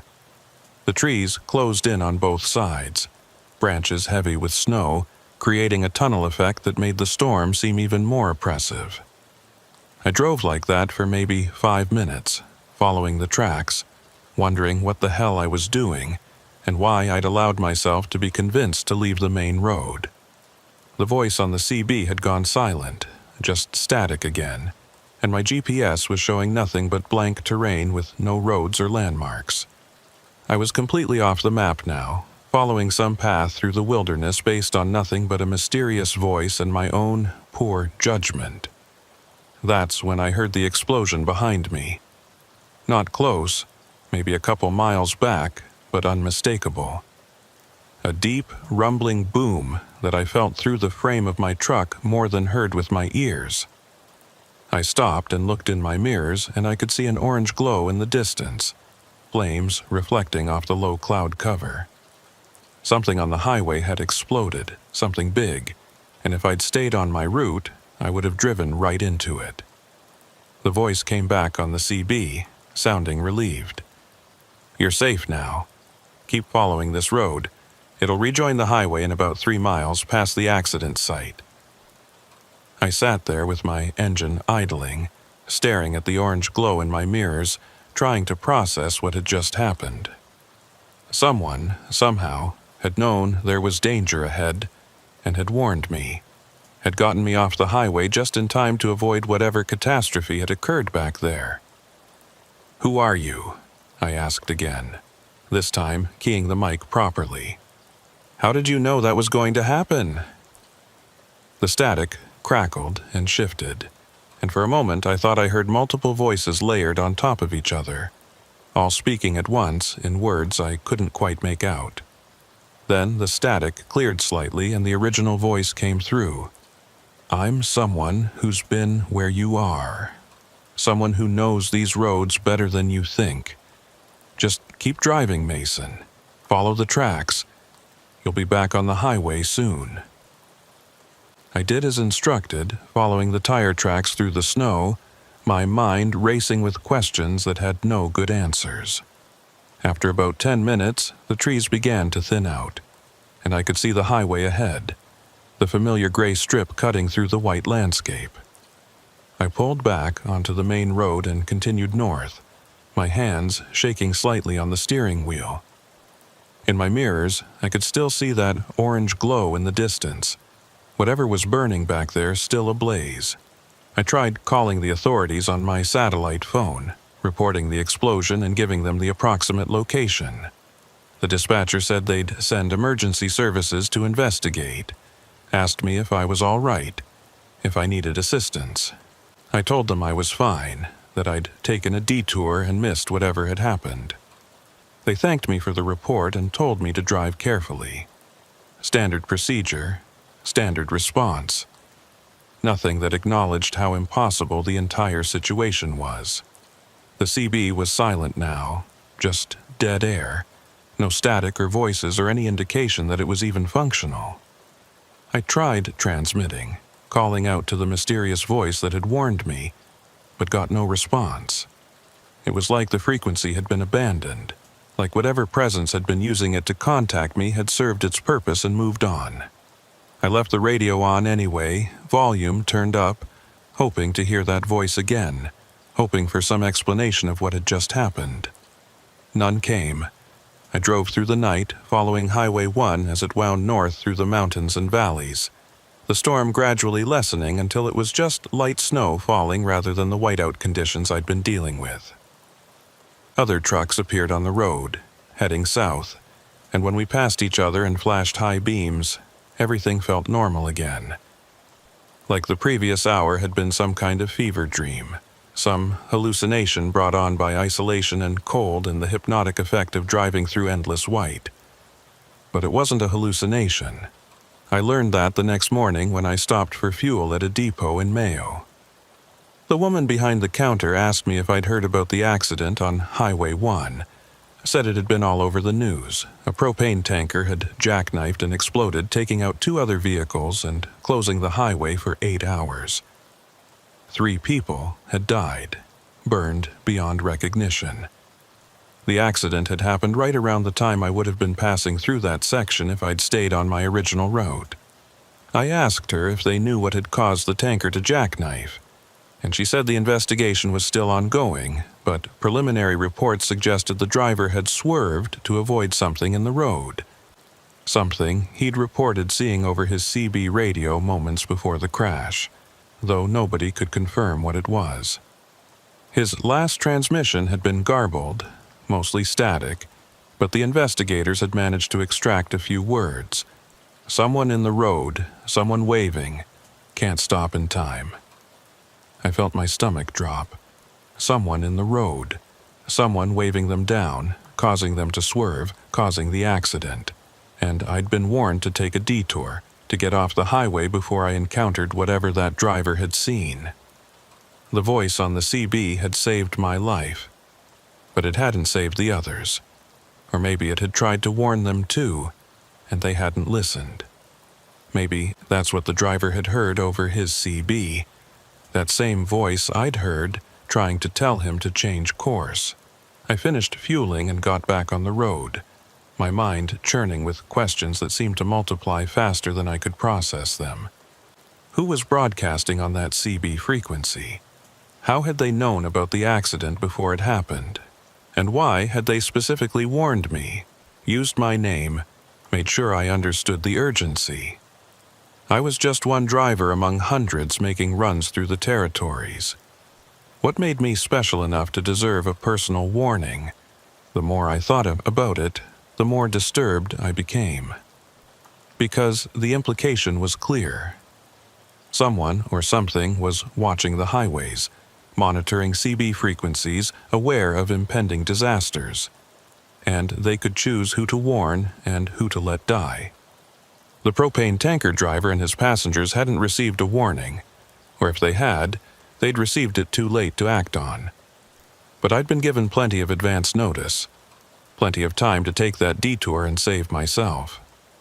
I drove the rest of that day in silence, the CB turned off, not wanting to hear any more voices or receive any more warnings. I completed my delivery to the mining operation without incident, turned around, and headed back south. The return trip was uneventful, normal winter driving conditions. No explosions, or mysterious voices, or impossible detours. Just me and the highway and the endless white landscape rolling past my windows. But I couldn't stop thinking about that voice, the way it had said my name, intimate and familiar, like we'd known each other for years. The concern in its tone when it warned me about the danger ahead. And most disturbing of all, the way it had said, "I'm someone who's been where you are." Past tense, been, not "I am where you are," but "I've been." Like the speaker was no longer driving these roads, no longer operating in the same physical space I occupied. I took a week off after that run, told the company I needed to deal with some personal issues, spent most of that time in my apartment in Whitehorse, drinking too much coffee and researching CB radio anomalies, trying to find some rational explanation for what had happened. The internet was full of stories about weird radio transmissions, ghost stations broadcasting on frequencies that should be empty, voices speaking in dead languages or delivering coded messages that made no sense, but none of them quite matched my experience. Most of the documented anomalies were recorded, repeating broadcasts that played the same message over and over. What I'd heard was interactive, responsive, a two-way conversation where the voice had known my name and had provided specific, timely information. That suggested either a living person with access to information they shouldn't have, or something else entirely, something that didn't fit into comfortable categories of natural or explicable. I found myself checking the news obsessively, looking for information about the tanker explosion and its aftermath. The official investigation concluded it had been an accident, driver error compounded by poor weather conditions. The driver had swerved to avoid what he thought was a person in the road, overcorrected, and lost control of his vehicle. The subsequent explosion had been caused by a ruptured propane tank, and the 3 deaths had been ruled accidental.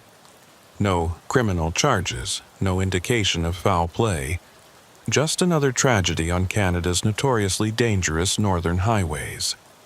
But there was one detail in the official report that caught my attention.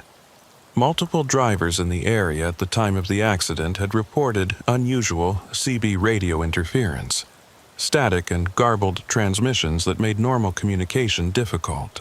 Some had described hearing voices underneath the static, words they couldn't quite make out, like someone trying to break through on an encrypted frequency. The investigators had attributed this to atmospheric conditions and solar activity, both of which could cause radio anomalies. I knew better.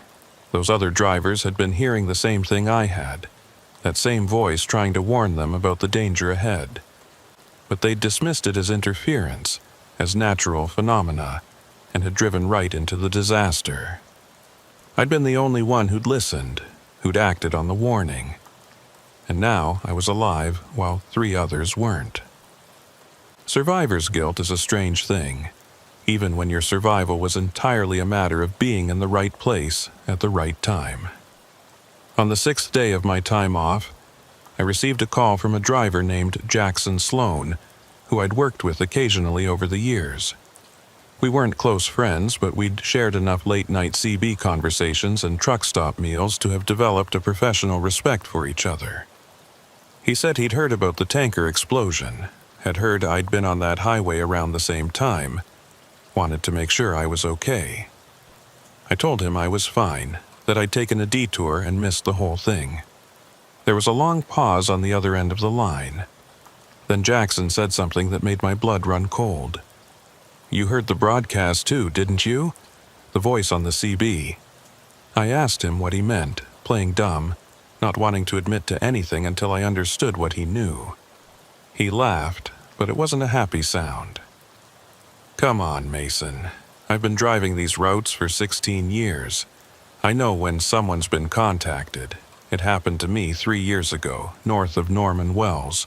Voice on the CB knew my name, told me to pull over and check my trailer.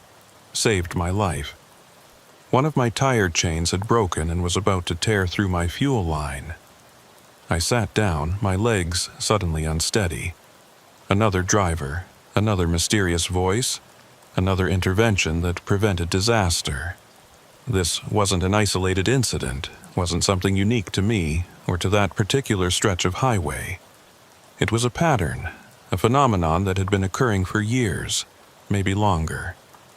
I asked Jackson if he knew what was causing it, if he'd figured out who or what was broadcasting those warnings. He was quiet for a moment before responding.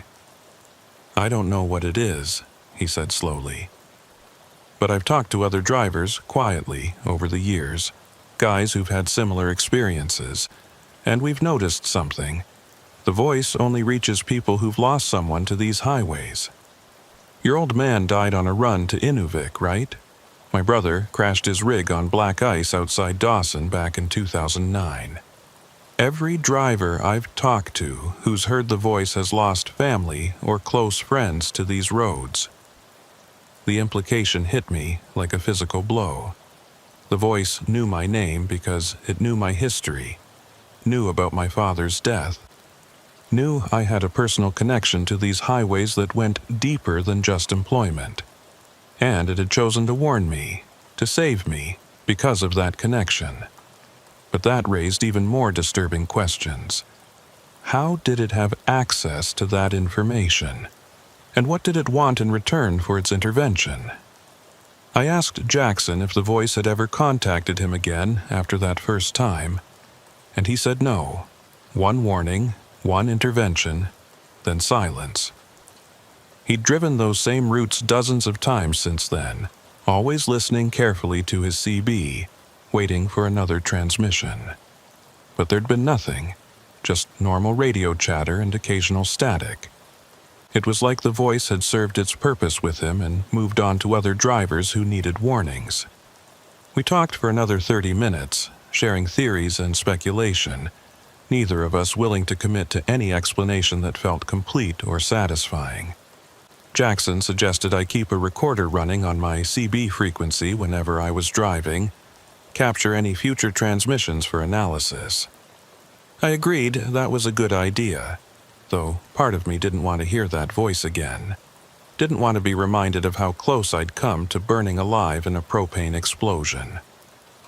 Before we hung up, Jackson said something that's stayed with me. Listen, Mason, if the voice contacts you again, pay attention to what it tells you, but be careful about following all its instructions blindly. Some of the drivers I've talked to think it's benevolent, think it's trying to help. But others aren't so sure.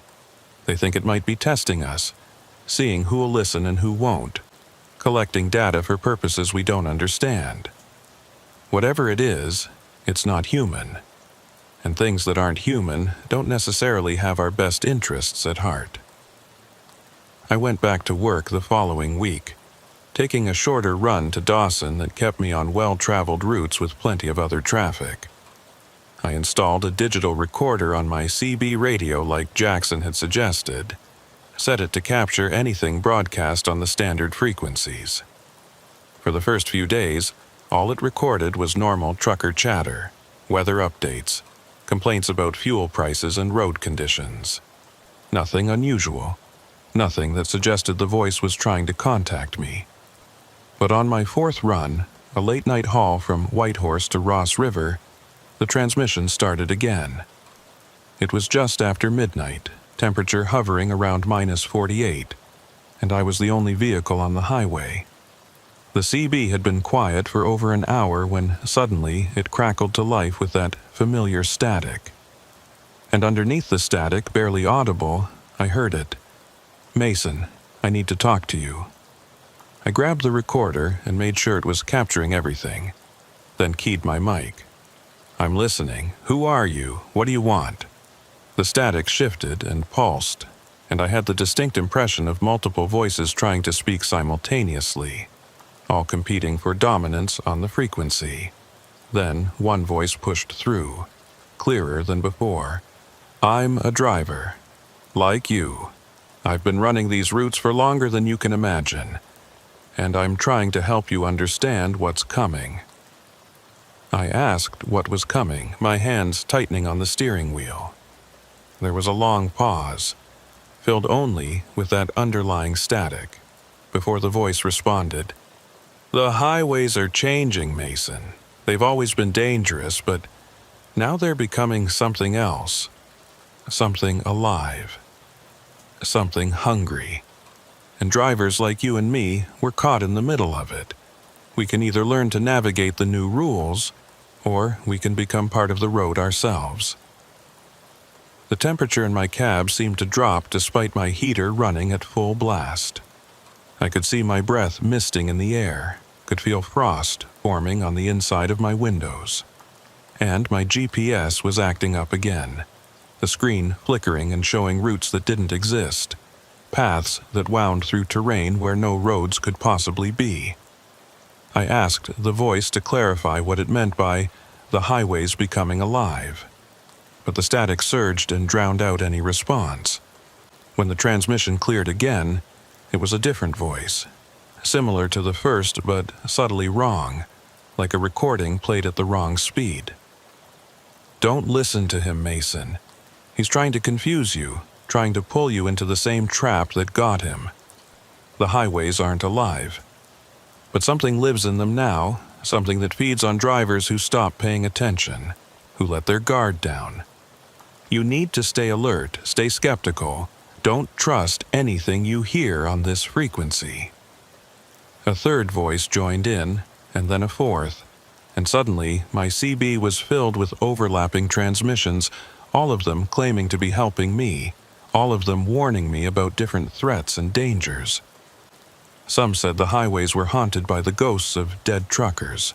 Others claimed there was a predator stalking the northern routes. Still others insisted this was all a government experiment in psychological manipulation. The cacophony was overwhelming, making it impossible to think clearly.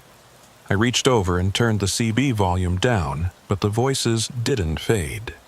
They continued at the same level, as if the sound was coming from inside my head rather than through the radio speaker. And then, suddenly, they all stopped. Complete silence, no static, no transmissions, nothing. Just me and my truck and the empty highway stretching ahead into darkness. I drove in that silence for maybe 10 minutes, my heart rate slowly returning to normal, my breathing evening out. I checked my recorder and saw it had captured everything. The multiple voices and their conflicting warnings all preserved on digital storage. I'd listen to it later, try to make sense of what I'd heard, try to identify patterns or clues that might explain what was happening. But right now I just needed to focus on the road, on maintaining my speed and staying between the lines.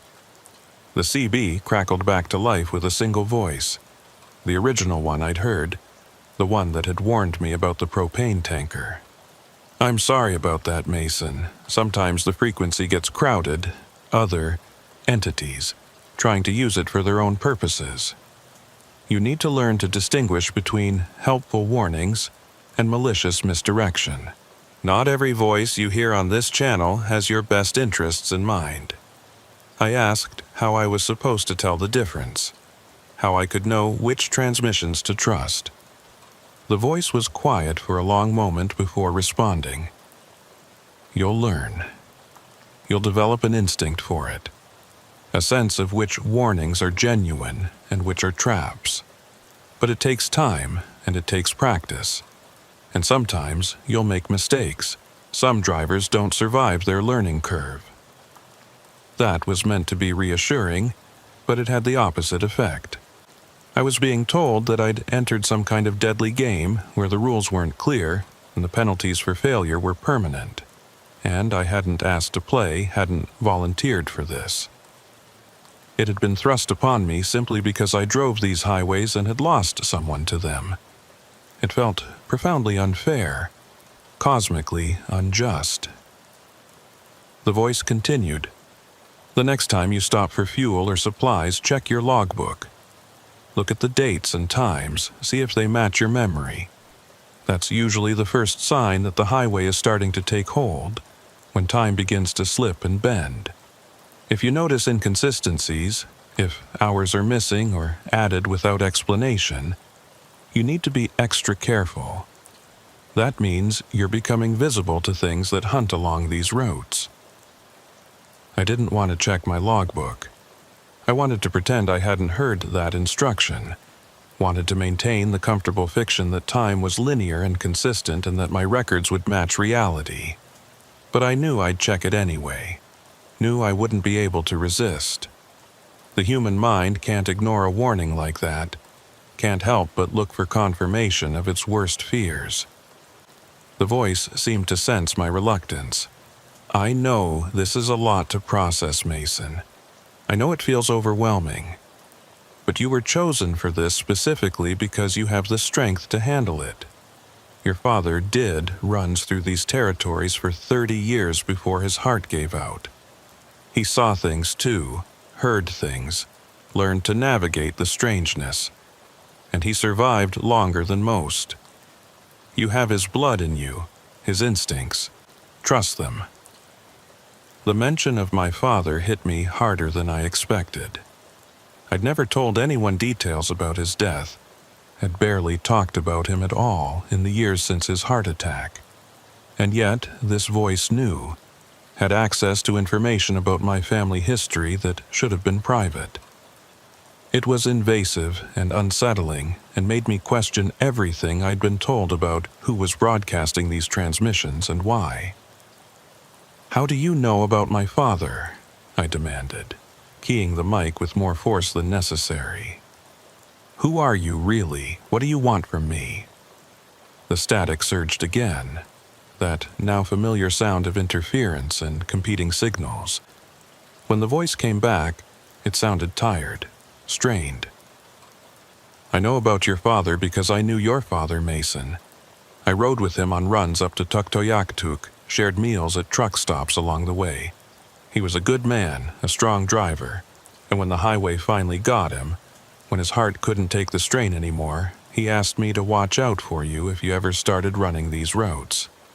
So that's what I'm doing, keeping a promise to a dead friend."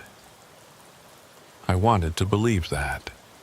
Wanted to think this was all some elaborate but benevolent arrangement my father had made before his death, ensuring I'd have protection on these dangerous highways. But something about it felt wrong, felt too convenient. My father had died 9 years ago, and I'd been driving professionally for all of that time. Why had this mysterious benefactor waited until now to contact me?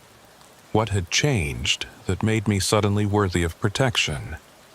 I asked these questions aloud, and the voice was silent for a long time before responding. When it finally spoke, the words came slowly, carefully chosen. "You've been on these highways for 9 years, but you've only recently started running the deep northern routes, the ones that go beyond Fort McPherson and into the real wilderness. Those roads are different, Mason. They're older, wilder. The rules that apply to the southern highways don't always work up there. Your father knew that, had learned to navigate those differences. And now you need to learn too, because you've crossed a threshold you can't uncross." The cab felt colder still, and I realized my heater had stopped working. The vents were blowing air, but it was the same temperature as the outside atmosphere, minus 48 degrees of Arctic wind filling my truck. I fumbled with the controls, trying to restore heat, but nothing responded.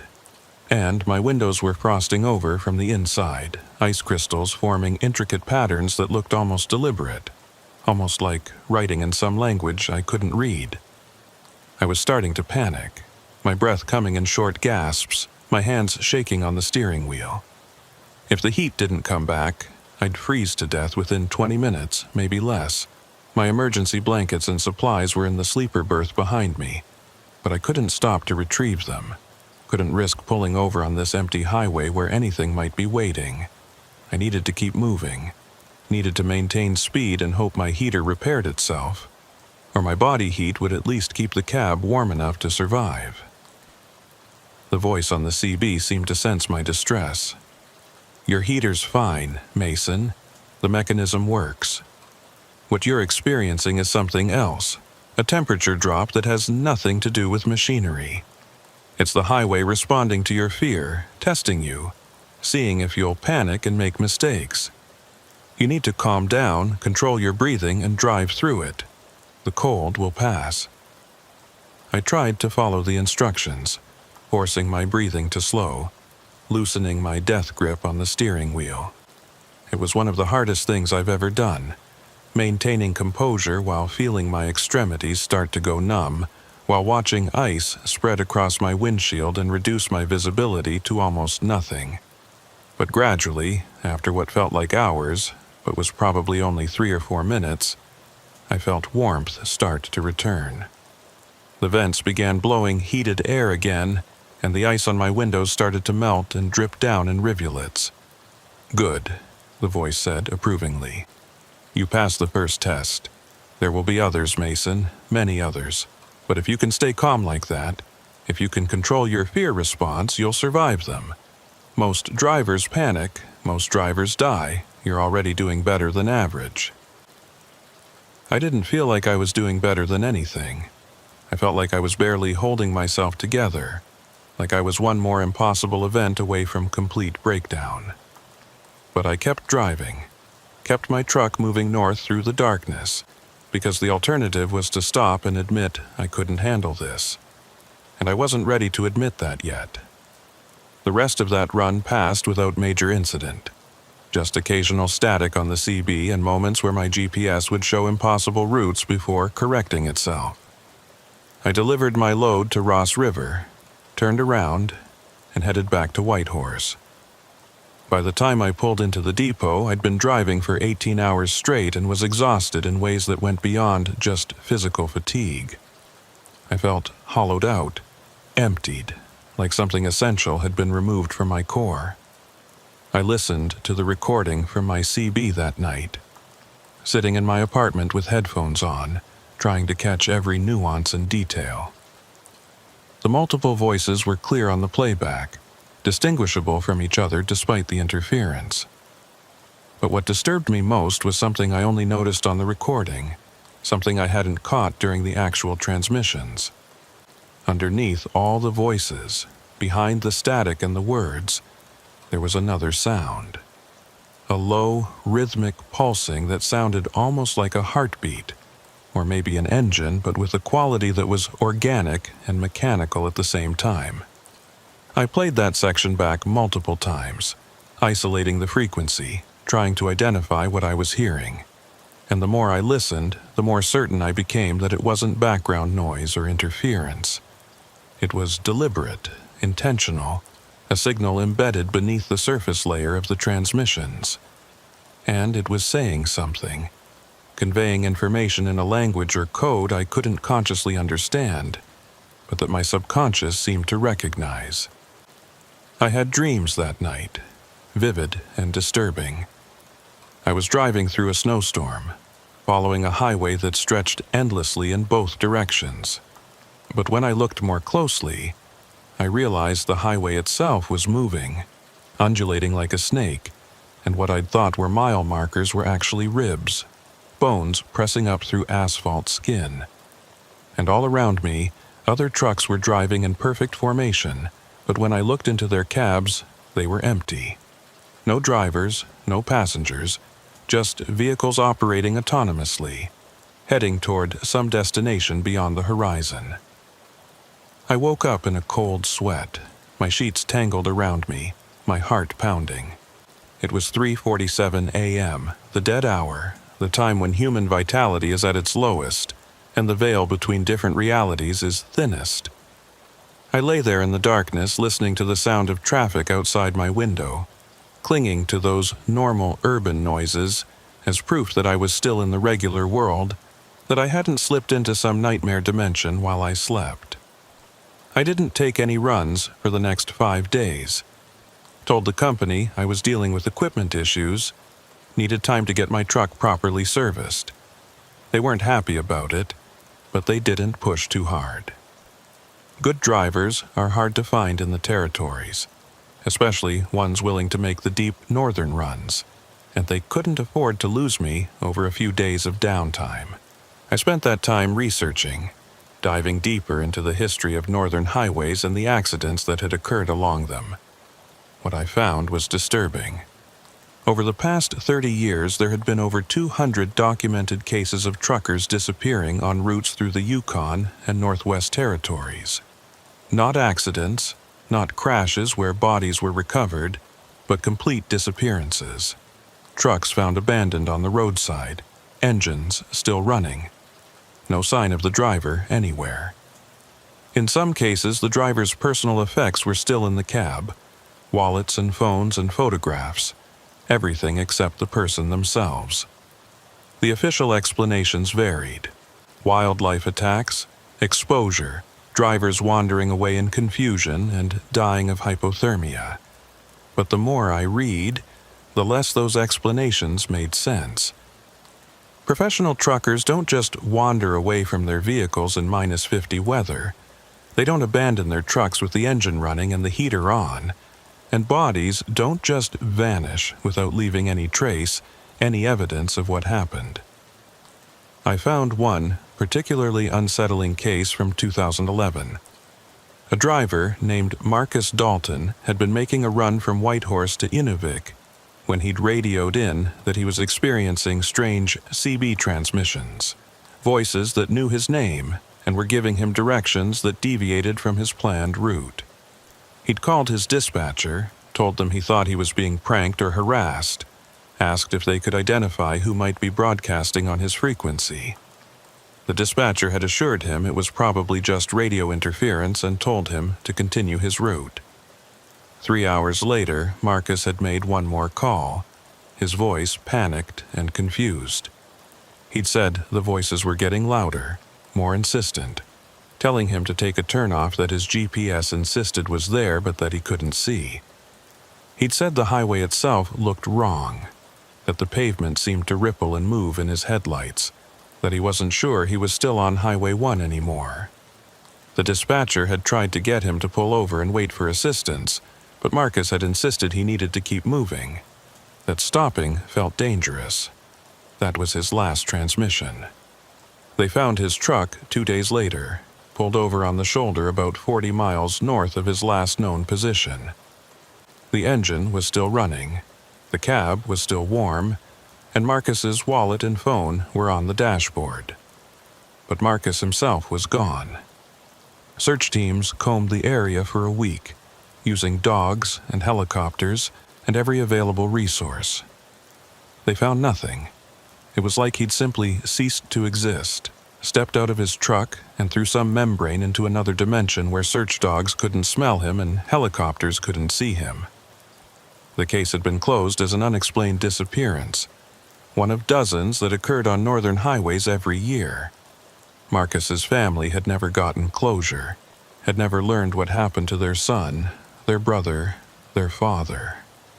And now I wondered if Marcus had been hearing the same voices I was hearing, if he'd been given the same warnings and instructions, if he'd failed some test or made some wrong choice that had led to his disappearance. I called Jackson Sloan and asked him if he knew about Marcus Dalton's case. There was a long silence before he responded.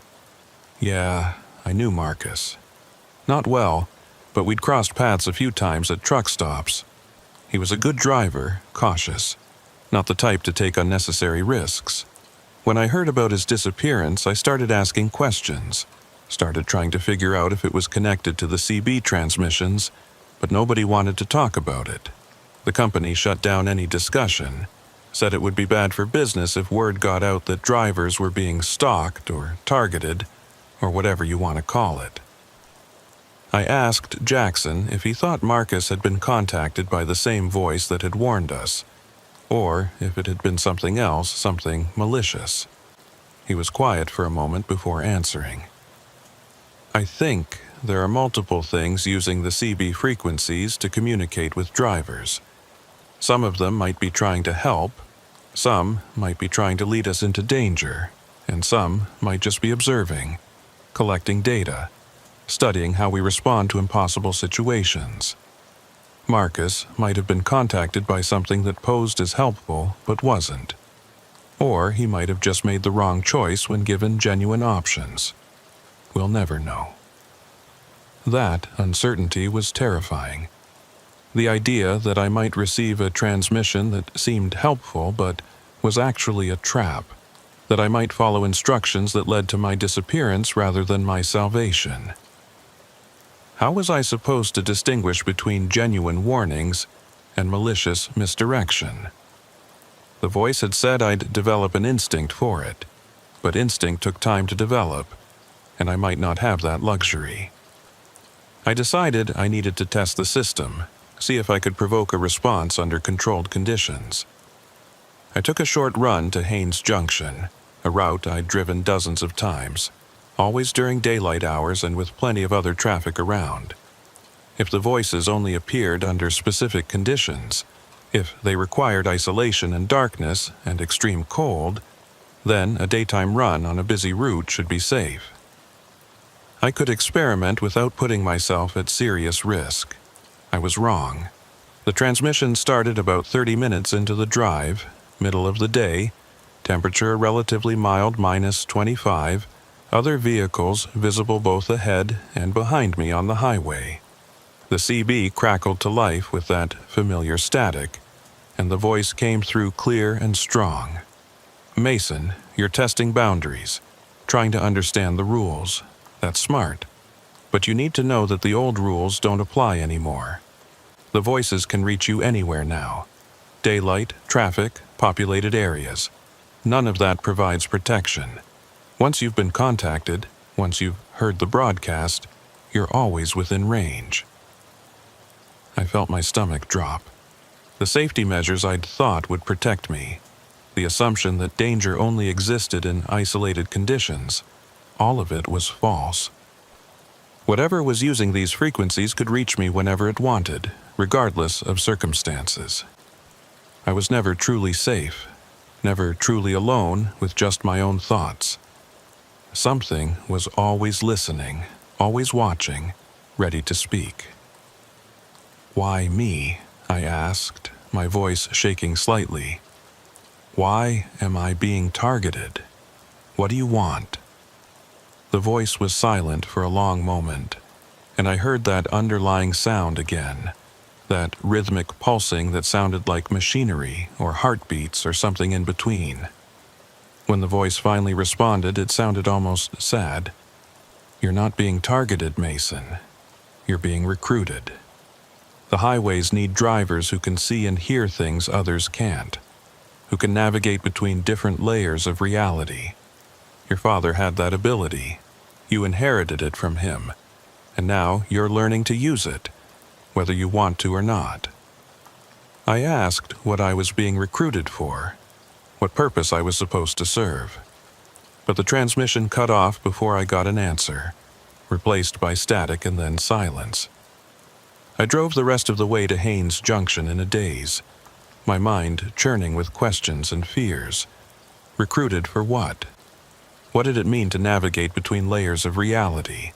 And what happened if I refused, if I quit trucking and found some other way to make a living? I delivered my load and immediately turned around, heading back to Whitehorse. But as I drove, I noticed something odd about the highway. The mile markers weren't in the right sequence. I'd pass marker 147, then 149, then 146, then 152. The numbers jumped around randomly, defying linear progression.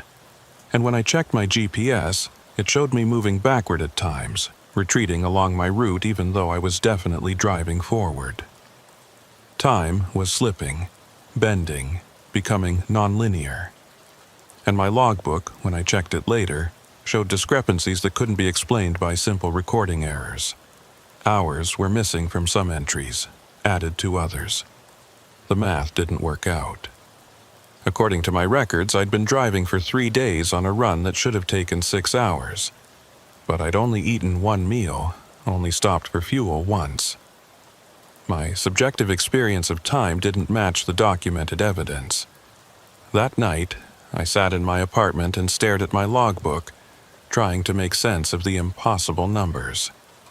I'd lost 60 hours somewhere between Whitehorse and Haines Junction. 60 hours that had passed on paper, but not in my memory, not in my physical experience. Where had that time gone? What had I been doing during those missing hours? And why couldn't I remember any of it? I called Jackson again, told him about the time discrepancies and the nonlinear mile markers. He listened quietly, then said something that made my blood run cold. "It's starting, Mason. The highway is claiming you, pulling you into its own temporal framework. That's what happened to the drivers who disappeared. They didn't vanish exactly. They just desynchronized from normal time, started existing in some other frequency where the rest of us can't reach them. Eventually, they lose all connection to consensus reality and become part of the highway itself." I asked him how to stop it, how to prevent myself from desynchronizing completely. His answer wasn't comforting. "I don't know if you can stop it. I think once it starts, once you've been marked and contacted and pulled into the system, the best you can do is slow it down. Stay connected to other people. Maintain social bonds. Keep yourself anchored in the regular world.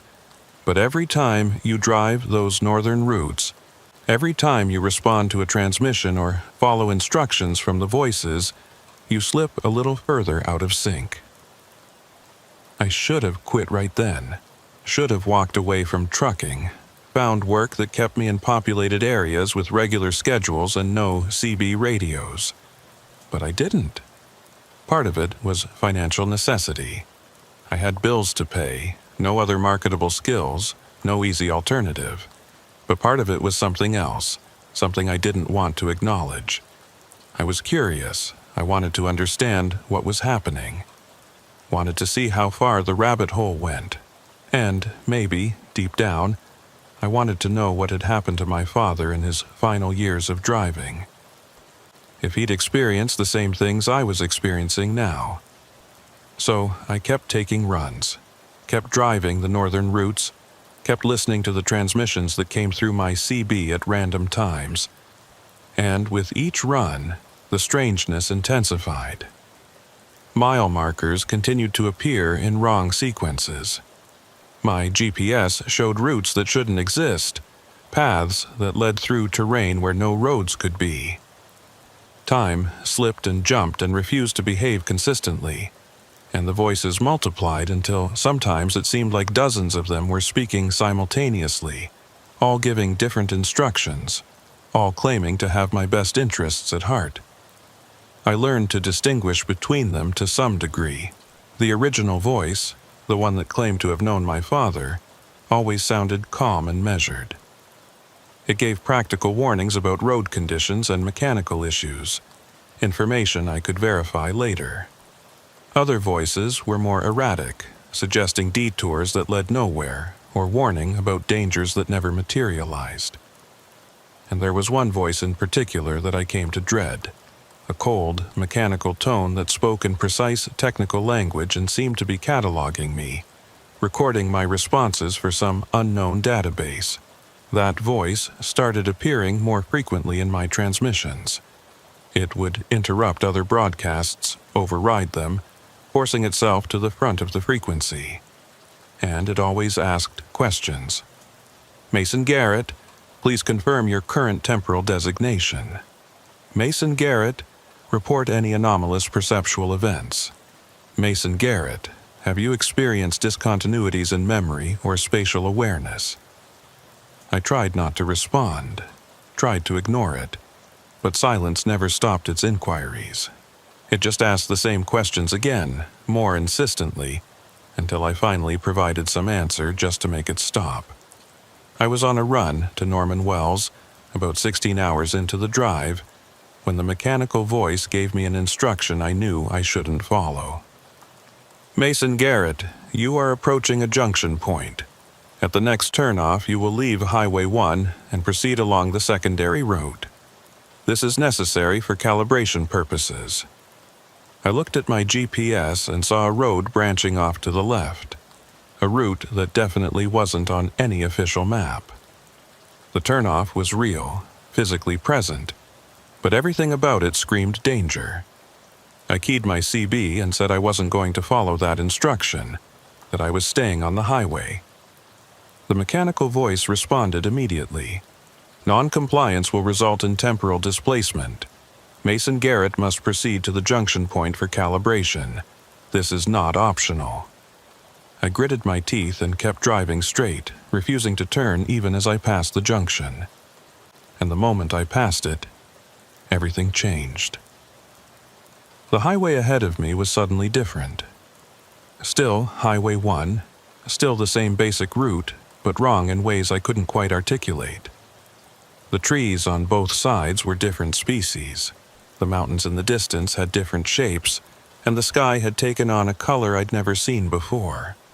A shade somewhere between purple and gray.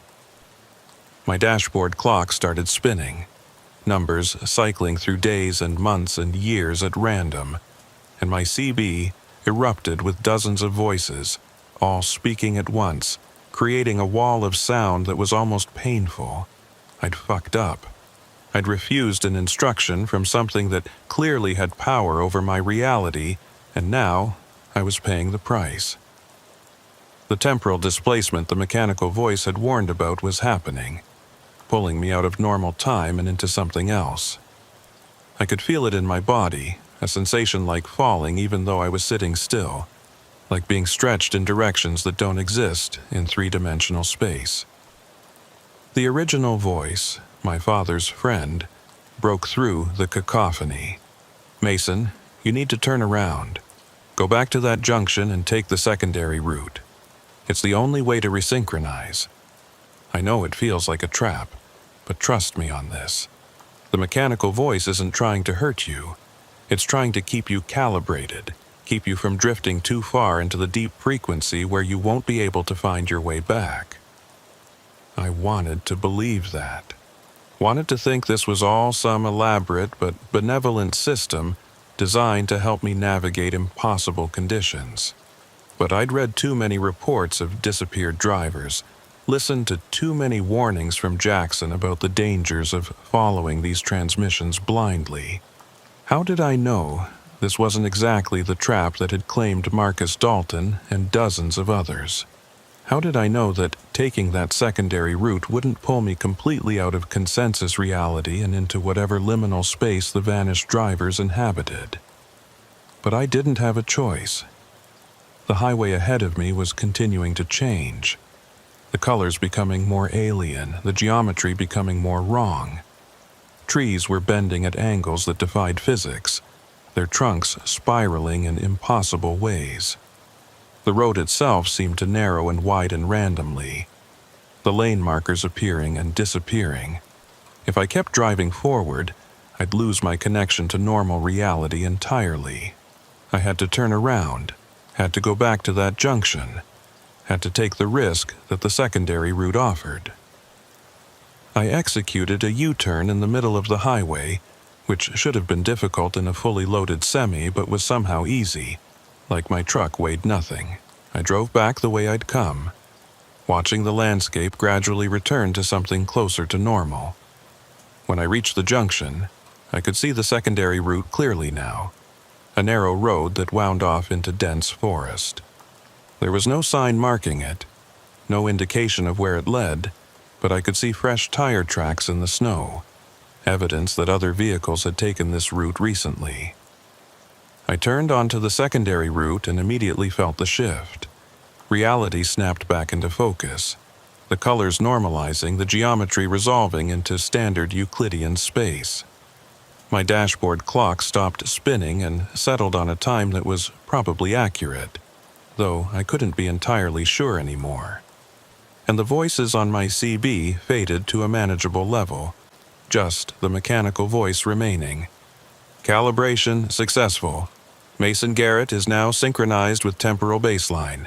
Continue along current route for 3.7 kilometers, then return to Highway 1. I drove those 3.7 kilometers in silence, my hands shaking on the steering wheel, my breath coming in short gasps. The secondary route was just a Forest Service road. Nothing extraordinary about it except that it had served as some kind of reset button for my displaced reality.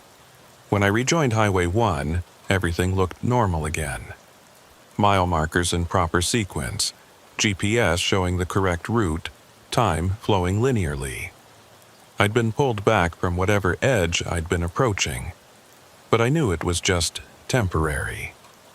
The next time I refused an instruction, the next time I failed to respond appropriately to a transmission, I might not get a warning. I might just slip fully into that displaced state and never find my way back. I was living on borrowed time, driving on borrowed roads, existing in a reality that was increasingly provisional and negotiable. I completed that run to Norman Wells and immediately requested a leave of absence from the company.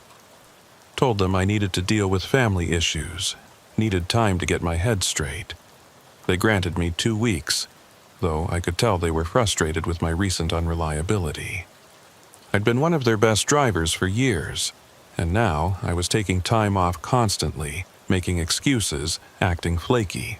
But they didn't push too hard, didn't ask too many questions. Maybe they sensed something was wrong, or maybe they just didn't care as long as I came back eventually. The dispatcher, a woman named Caroline who'd been coordinating my routes for the past 5 years, pulled me aside before I left the depot. She had that look people get when they want to say something but aren't sure they should. That mixture of concern and professional distance. "Mason, is everything okay? I mean, really okay? You've been different lately, more withdrawn. And some of the other drivers have mentioned you've been talking about weird radio transmissions, hearing things on the CB that nobody else hears." I wanted to tell her the truth, wanted to explain that the highways were alive and conscious, and that I was being pulled into some kind of temporal loop that I couldn't escape. But I knew how that would sound. Knew she'd either think I was having a mental breakdown, or that the isolation had finally gotten to me the way it gets to so many long-haul drivers.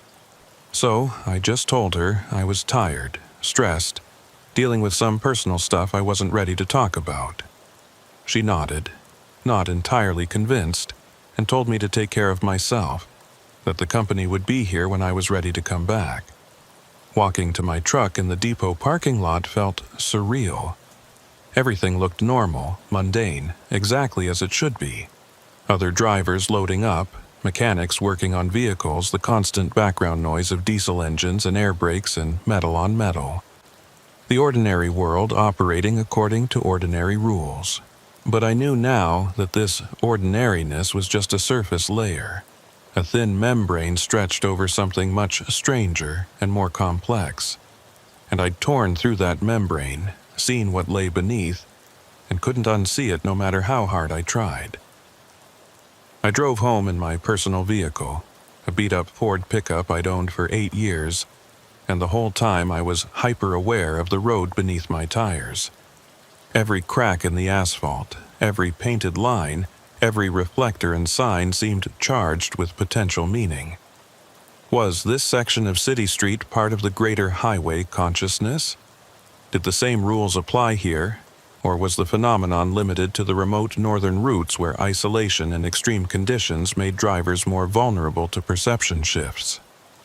I didn't know, and that uncertainty was almost worse than knowing for certain that I was never safe anywhere. My apartment felt foreign when I walked in, like I was visiting someone else's life rather than returning to my own. The furniture was mine, the photos on the walls were of my family and friends, but I felt no connection to any of it. It was all artifact of a person I used to be, before I understood what I'd become. Before I knew I was just a node in a vast network of consciousness that used human drivers as anchor points between realities. That first night home, I couldn't sleep. Every time I closed my eyes, I saw highways stretching into infinity, mile markers counting in sequences that made no mathematical sense, other trucks appearing and disappearing like ghosts. And I heard the pulse, that underlying rhythm that accompanied all the CB transmissions, beating like a second heartbeat in my chest. It was quieter here in the city, muffled by distance and urban noise, but it was still there, always there. A reminder that I was connected to something larger than myself, whether I wanted to be or not. I spent the first week of my leave trying to live like a normal person. I went to movies, met up with friends, spent time in crowded places where the CB voices couldn't reach me. And it worked, mostly. When I was surrounded by other people, when I was engaged in mundane activities, the strangeness receded. I could almost convince myself that it had all been stress-induced hallucination, that I'd been working too hard and my mind had created elaborate fictions to cope with the isolation. I went to a sports bar with some old friends from high school, guys I'd kept in loose contact with over the years but rarely saw in person. We watched a hockey game, drank beer, talked about normal things like jobs and relationships, and the rising cost of everything. For a few hours, I felt almost like myself again. Almost like I was just Mason Garrett, regular person, rather than Mason Garrett. Temporal anchor point for highway consciousness. But even in that crowded bar, surrounded by noise and light and human warmth, I couldn't fully escape. I found myself watching the patterns people made as they moved through the space, seeing transit routes and traffic flows in their random movements. The way someone walked from the bar to their table became a highway in miniature, their path determined by obstacles and optimal routes. And when someone changed direction suddenly, I'd feel a spike of anxiety, like they'd taken an unauthorized detour that would throw off some larger system. My friend Derek noticed me zoning out, staring at nothing in particular. "You okay, man? You've been weird all night, quiet, not like yourself." I forced myself to focus on his face, on the concern in his eyes, and told him I was fine, just tired from all the driving. He nodded, but didn't look convinced. "You need to take a real vacation, Mason. Get out of the territories for a while. Go somewhere warm. Somewhere with beaches and palm trees. Somewhere that doesn't have highways stretching for hundreds of miles through frozen wilderness." The idea was appealing and abstract, but I knew it wouldn't help. The highway consciousness wasn't limited by geography or climate. It existed wherever roads existed, wherever human beings moved from place to place in vehicles. Maybe it was stronger in the remote northern routes where isolation made drivers more susceptible, but the fundamental connection was there everywhere. I was marked now, claimed, and no amount of tropical vacation was going to change that. I went home early, making excuses about being tired, and Derek didn't argue. As I walked through the parking lot to my truck, I noticed the parking lot itself had the same qualities I'd been seeing in the bar. The painted lines marking spaces, the arrows indicating traffic flow, the entrance and exit lanes. It was all just a miniature highway system, and I could feel the same consciousness underlying it, the same organizational principle that governed the northern routes. The highway was everywhere. Once you learned to see it, you couldn't stop seeing it. The second night, I woke up at 3:47 a.m., that dead hour again, with the absolute certainty that I'd been dreaming about previous iterations. Not the dreams themselves, but the fact of their existence. The knowledge that I'd been through this exact sequence of events 847 times before. I sat up in bed, my heart pounding, and tried to remember specifics from those other loops. But it was like trying to recall details from someone else's life. I knew they'd happened, knew I'd lived through them, but I couldn't access the actual memories. They were there, but locked away, stored in some part of my consciousness that I couldn't directly reach. I got up and made coffee, sat at my kitchen table with a notebook, and started writing down everything I could remember about the iterations. Fragments came back to me in flashes. A different truck I'd been driving in iteration 423. A conversation with the disappeared driver in iteration 689. A winter storm in iteration 112 that had been worse than any weather I could consciously recall experiencing. Each fragment felt real, felt like genuine memory, but I had no way to verify any of it.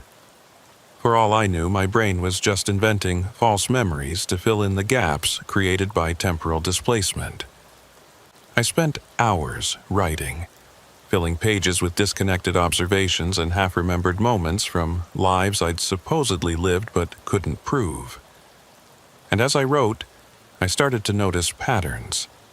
Certain events appeared in multiple iterations with only minor variations. The propane tanker explosion, for example, seemed to be a fixed point, something that happened regardless of my choices, but my response to it varied. Sometimes I took the detour and survived, sometimes I didn't, and ended up reset to an earlier point in the timeline. The iterations weren't simple repetitions. They were variations, alternate versions of the same general sequence of events, branching paths that all led eventually to the same destination. Me sitting in a truck at the 0 point, making the choice to return or dissolve. And every single time, according to my recovered memories, I chose to return. 807 times, and 847 times I'd made the same fundamental choice.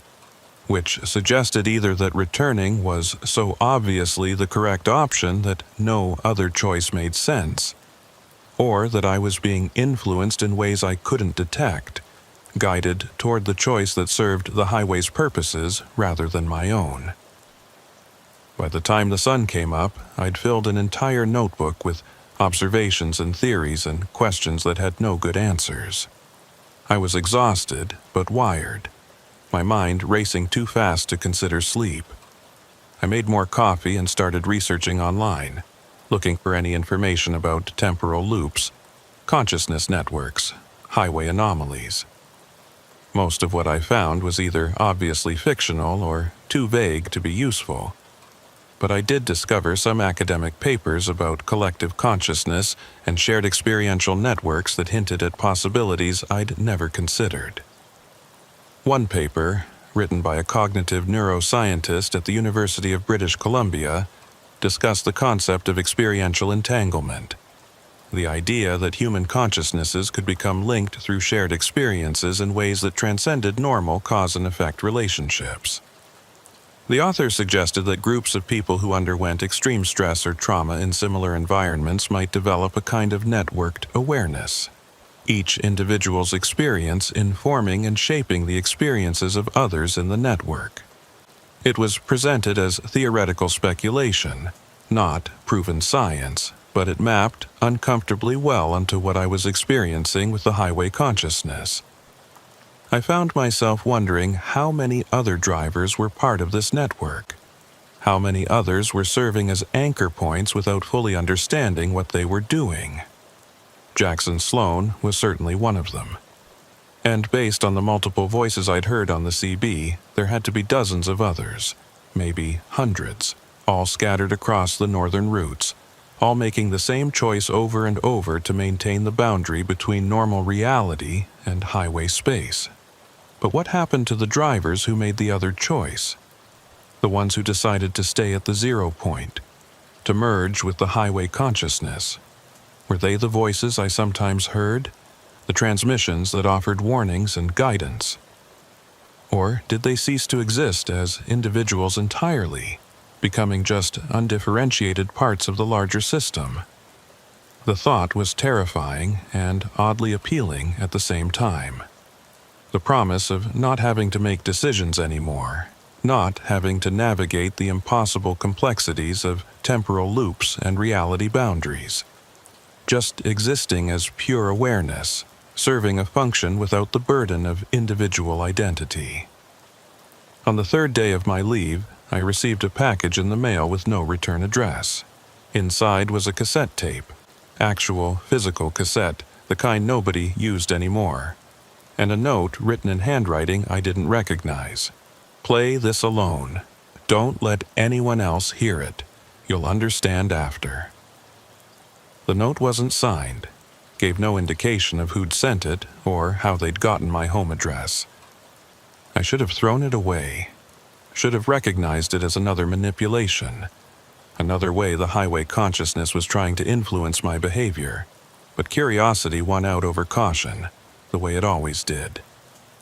I dug through my closet and found an old boombox I'd kept from my teenage years, one of those bulky combination radio cassette CD players that seemed impossibly obsolete now. I made sure my apartment door was locked, closed all the blinds, and hit play. For the first 30 seconds there was nothing but static. The same white noise I'd heard on my CB radio, that underlying hiss that carried all the transmissions. Then a voice emerged, and I recognized it immediately. My father. Not a recording from when he was alive, but his voice as I remembered it, with that particular gravelly quality from years of smoking and breathing diesel fumes. Mason, if you're hearing this, it means you've reached the point I reached about 15 years into my career, the point where the highway shows you what it really is and asks you to make a choice. I felt my throat tighten, my eyes burning with tears I'd been holding back for 9 years. Hearing his voice again, even under these impossible circumstances, hit me harder than I'd expected. I wanted to believe it was really him, that somehow he'd recorded this message for me before his death, anticipating what I'd eventually experience. But I knew that was impossible. This had to be the highway using my memories of him, reconstructing his voice to make its messages more persuasive. My father's voice continued. I chose to return, son. Every time I reached the 0 point, I chose to come back, to keep driving, to serve as an anchor. And I don't regret it, not exactly. But I want you to know what that choice costs. You lose pieces of yourself with each iteration. Memories that don't quite line up with the official timeline. Relationships that feel hollow because you can't fully connect to people who exist in linear time. The constant awareness that you're not quite real, not quite solid, that you're just a pattern of consciousness maintaining a boundary. The tape hissed for a moment, and I heard what might have been breathing or wind or something else entirely. Then, your mother never understood why I was so distant in those final years, why I'd come home from runs and seem like a stranger, like I was wearing my own skin uncomfortably. It's because I was existing in multiple time frames simultaneously, remembering things that hadn't happened yet or had already happened in other iterations. The human brain isn't designed for that kind of existence, Mason. It breaks you slowly, turns you into something that looks human, but operates according to different rules. I wanted to turn off the tape, didn't want to hear any more. But I sat there frozen, listening to my father's reconstructed voice describe a fate that seemed inevitable for me now. He talked about the loneliness of being a temporal anchor, about how you started to see other people as temporary, as transient phenomena that existed in single timelines while you experienced hundreds. He talked about the way colors looked different after you'd been through enough iterations, how sensory experience itself became attenuated and distant. But here's what they don't tell you, my father's voice said, taking on a more urgent tone. The highway needs anchors, but anchors aren't permanent. Eventually, after enough iterations, after enough times choosing to return, you start to dissolve anyway. The boundary between your consciousness and the highway consciousness erodes bit by bit. By iteration 2000, you're barely human anymore. You're mostly highway with just enough human left to maintain the anchor function. And then one day, you don't make it back from the 0 point. You merge fully, become one of the voices, and the highway claims another piece of humanity. The tape went silent except for that underlying pulse, that heartbeat engine sound I'd heard in all the transmissions. Then a different voice spoke, one I recognized as my own, but older, more worn. This is Mason Garrett, iteration 1677. If you're listening to this, younger me, you need to know that Dad was right. The iterations don't stop at 847. They continue. I've been through this 1037 times now, and I'm starting to forget what it was like to exist in linear time. I'm leaving this recording as a warning. Every time you choose to return, you're choosing a slow dissolution. The only question is whether that's preferable to quick dissolution at the 0 point. I hit stop and ejected the cassette, my hands shaking. The tape had to be a fabrication, another test or manipulation by the highway consciousness. There was no way my future self could record a message and send it back to me in the present. That wasn't how time worked, wasn't how causality operated. Except I'd already seen evidence that time didn't work the way I thought it did, that causality was negotiable under certain conditions. Maybe this tape was genuine, a message from a version of me that existed 800 iterations in the future, warning me about what was coming. I spent the rest of the day in a kind of fugue state, unable to focus on anything, my mind circling around the implications of what I'd heard. If the tape was genuine, if I was doomed to spend thousands of iterations slowly dissolving into highway consciousness, then what was the point of fighting? Why not just accept it now, merge at iteration 847, rather than dragging it out for another 800 or more. At least that way the suffering would be finite, limited, rather than drawn out across subjective centuries. But even as I thought about it, I knew I wouldn't make that choice. Couldn't make that choice. Because the fundamental drive to survive, to maintain individual identity, was stronger than any rational calculation about long-term suffering. Humans are bad at abstract reasoning about their own mortality, better at dealing with immediate threats than distant eventual doom. And the immediate threat was dissolution at the 0 point, which felt more frightening than the gradual erosion described on the tape. On the 4th day, I broke down and called Jackson Sloan. I told him about the tape, about the voices claiming to be my father and my future self, about the warning that anchors eventually dissolved after enough iterations. He listened without interrupting, and when I finished, he was quiet for a long time. "How many iterations did the tape say you'd been through?" he finally asked. I told him 847 for the current me, 1067 for the version that left the recording. "Shit," Jackson said quietly. "Mason, I need to tell you something. I've been tracking my own iterations, trying to keep count even though the memory suppressions make it difficult. Based on my calculations, I'm somewhere around iteration 2300, which means I've already gone past the point where your future self made that recording. And I can confirm what he said. You do start to dissolve, start to lose coherence as an individual consciousness. I have days now where I'm not sure which iteration I'm in, where memories from different timelines blend together until I can't distinguish past from present from future. The confirmation was somehow worse than uncertainty would have been. Knowing for certain that I was on a path toward slow dissolution, that every choice to return was just postponing the inevitable. I asked Jackson why he kept choosing to return if he knew where it led. His answer was simple and terrible. Because I don't know how to do anything else.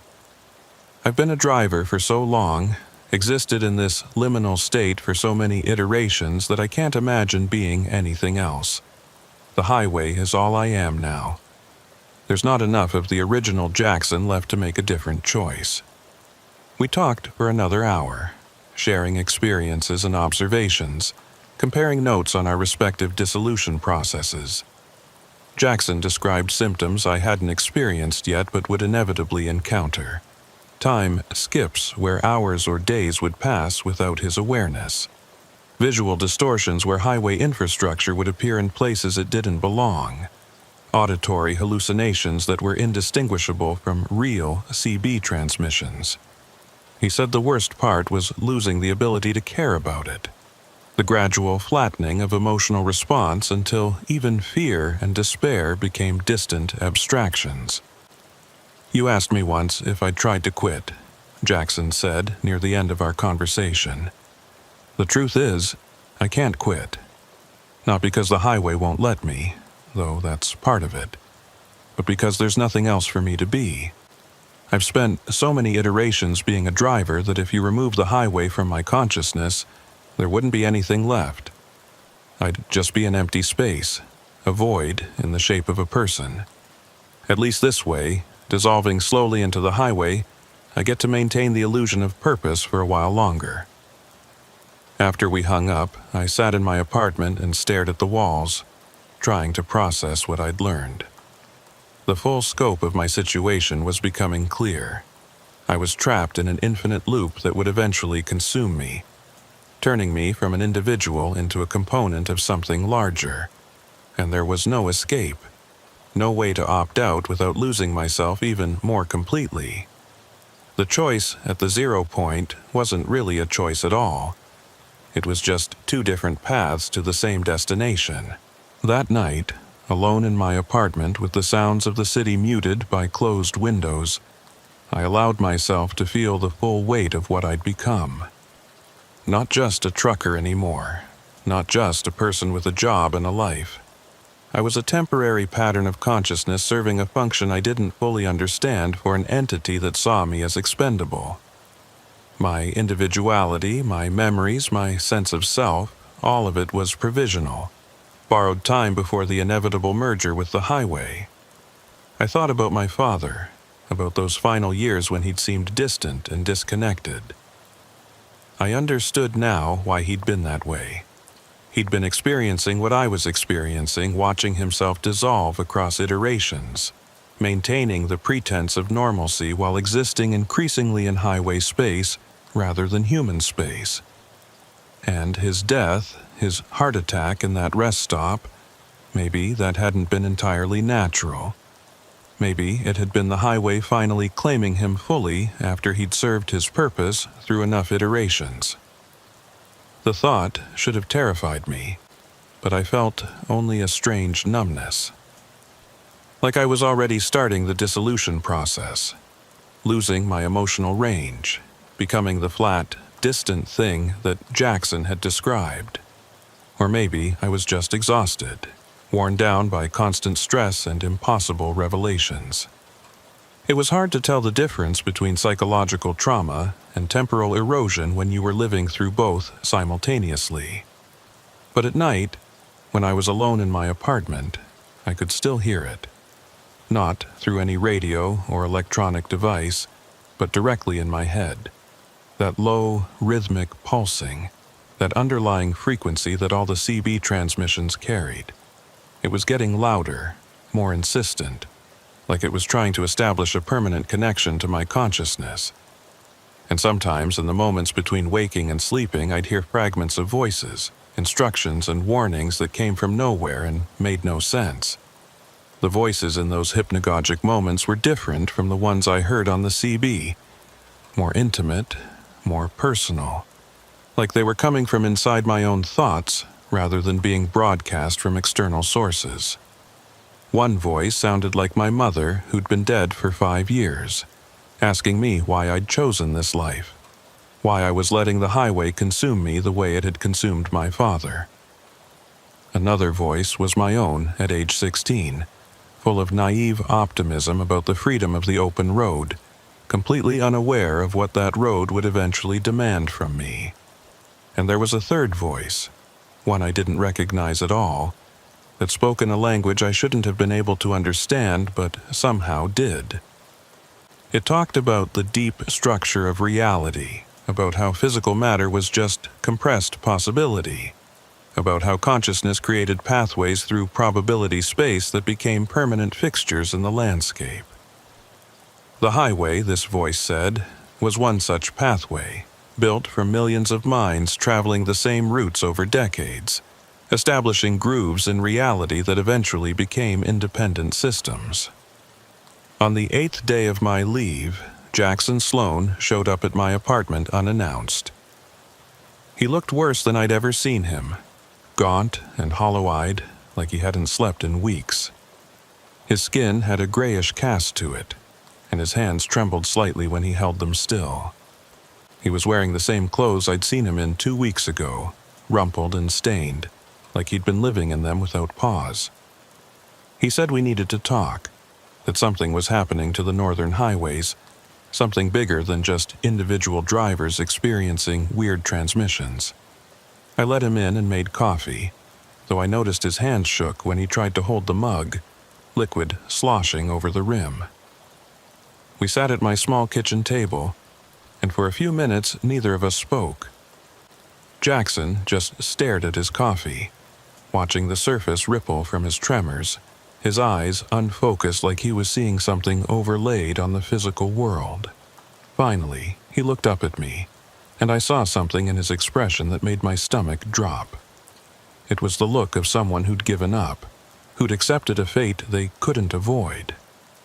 7 drivers disappeared last month, Mason, he said, his voice rough and scratchy. 7 in 1 month, when the historical average is maybe 2 or 3 per year.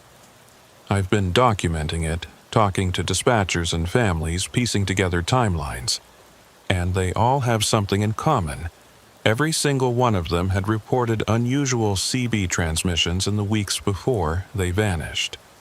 Voices that knew their names, instructions to take unmarked roads, warnings about dangers that never materialized.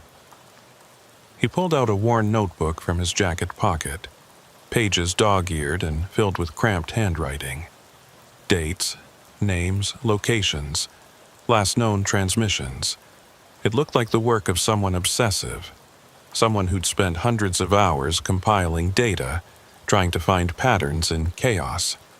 He flipped through the pages, showing me entries that went back years, dozens of disappearances all linked by the same common thread.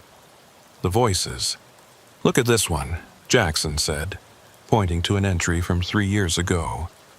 Driver named Kyle Winters, making a run from Inuvik to Yellowknife. Last transmission said he was hearing his dead brother's voice on the CB, telling him to take a detour through terrain that didn't match his maps. They found his truck 2 days later at a rest area. Engine running, door open, no sign of Kyle. His logbook showed he'd been driving for 36 hours straight, but his fuel consumption suggested he'd only used enough diesel for about 10 hours of operation. Time displacement, just like what we've been experiencing. I looked at the other entries, seeing the same pattern repeated over and over. Drivers experiencing temporal anomalies, following instructions from voices that knew too much, taking routes that led to nowhere or everywhere or someplace in between. And all of them vanished, their trucks found abandoned, their families left without answers or closure. The documentation was meticulous and horrifying, a catalog of lives consumed by something that operated according to rules nobody understood. "It's accelerating," Jackson said, flipping to more recent pages. "Whatever's been taking drivers, it's ramping up operations, and I think it's related to the transmissions, to the voices on the CB. I've been documenting cases, talking to families of disappeared drivers, and they all report the same thing. Their loved ones had been experiencing unusual radio transmissions in the weeks before they vanished. Voices that knew their names, instructions to take unmarked roads, warnings about dangers that never materialized." I asked him what he thought was causing it, what was behind the transmissions and the disappearances. He closed the notebook and looked at me with an expression that was equal parts certainty and madness. "I think the highways themselves are alive, Mason. Not metaphorically, not in some poetic sense, but literally alive. They've developed consciousness over the decades, fed by all the lives lost on them, all the fear and pain and loneliness that drivers experience. Every accident, every death, every moment of terror experienced on those roads has been absorbed, incorporated, used as fuel for something that exists in the spaces between destinations." The explanation sounded insane, but it also matched my own experiences in ways I couldn't deny. The way time behaved differently on the highways, the way reality seemed fluid and negotiable when I was driving those northern routes, the mile markers appearing in wrong sequences, the GPS showing impossible paths, my own logbook documenting time that I couldn't remember living. All of it suggested that I wasn't driving through normal space anymore, that the highways I traveled had become something other than simple asphalt and concrete. Jackson continued, his voice taking on a lecturing quality, like he'd thought about this so much it had become a rehearsed explanation. "Think about it. Millions of people have driven these routes over the decades. Billions of thoughts, emotions, experiences, all channeled through the same physical pathways. That much consciousness focused through such narrow conduits would leave an imprint, create grooves in reality itself.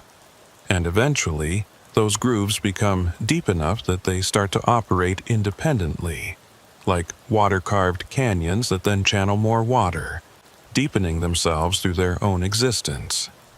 He pulled out another item from his jacket, a small digital voice recorder. I've been collecting transmissions, Mason, recording everything I hear on my CB during runs, then analyzing it later. And I found something disturbing. There are recurring phrases, specific patterns of speech that appear across different voices, different times, different locations. Like there's an underlying script, a template that the voices are following, which suggests they're not actually individual consciousnesses at all. They're manifestations of a single intelligence trying to communicate through multiple personas. He played me some of the recordings, and I heard what he meant. Different voices, different accents, different speech patterns. But underneath all that variation, there were identical phrasings. "You need to understand" appeared in probably 20% of the transmissions. "The highway provides" in another 15%. "Your father knew" in maybe 10%. Like someone had written a script with specific talking points and was improvising variations around those fixed elements. "But here's what really terrifies me," Jackson said, leaning forward, his eyes intense. "I think some of the voices we're hearing are the disappeared drivers, people who got pulled completely into the highway's reality and now exist in some liminal state between solid and spectral. They're trying to warn us, trying to tell us how to avoid their fate. But the highway is interfering with their transmissions, corrupting them, making it hard to tell which voices are helpful and which are traps." I told him about my experience with the junction point, about refusing the mechanical voice's instruction and being displaced from normal reality. He nodded grimly, like this confirmed something he'd suspected. "That mechanical voice is the highway's operating system, I think.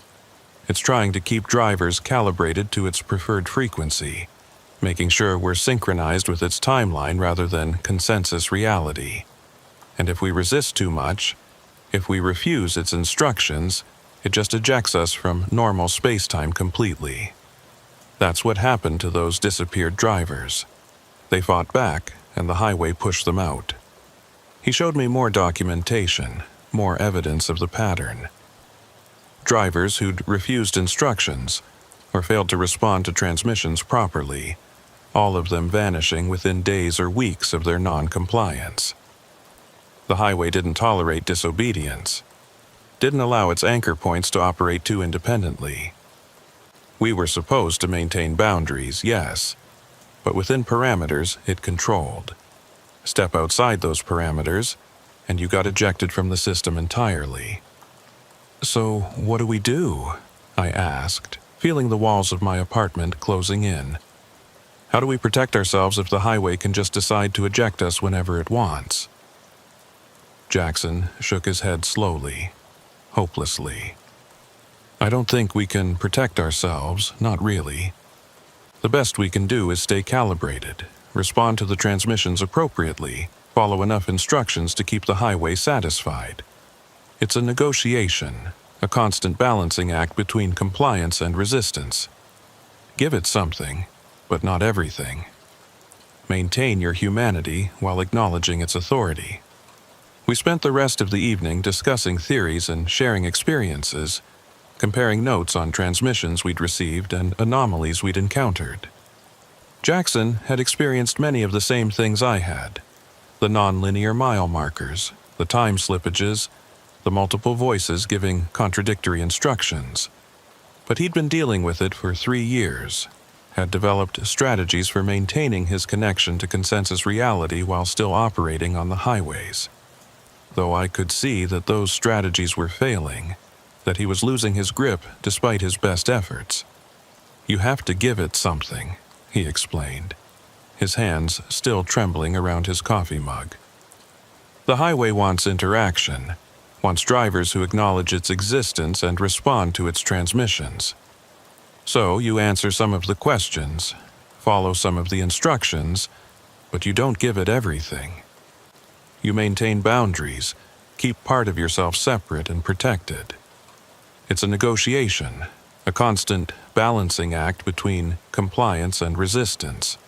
But Mason," he paused, looking at me with something like pity, I'm not sure how long that strategy actually works. I've been trying to maintain balance for 3 years, and look at me. I'm falling apart. The boundaries are eroding no matter what I do.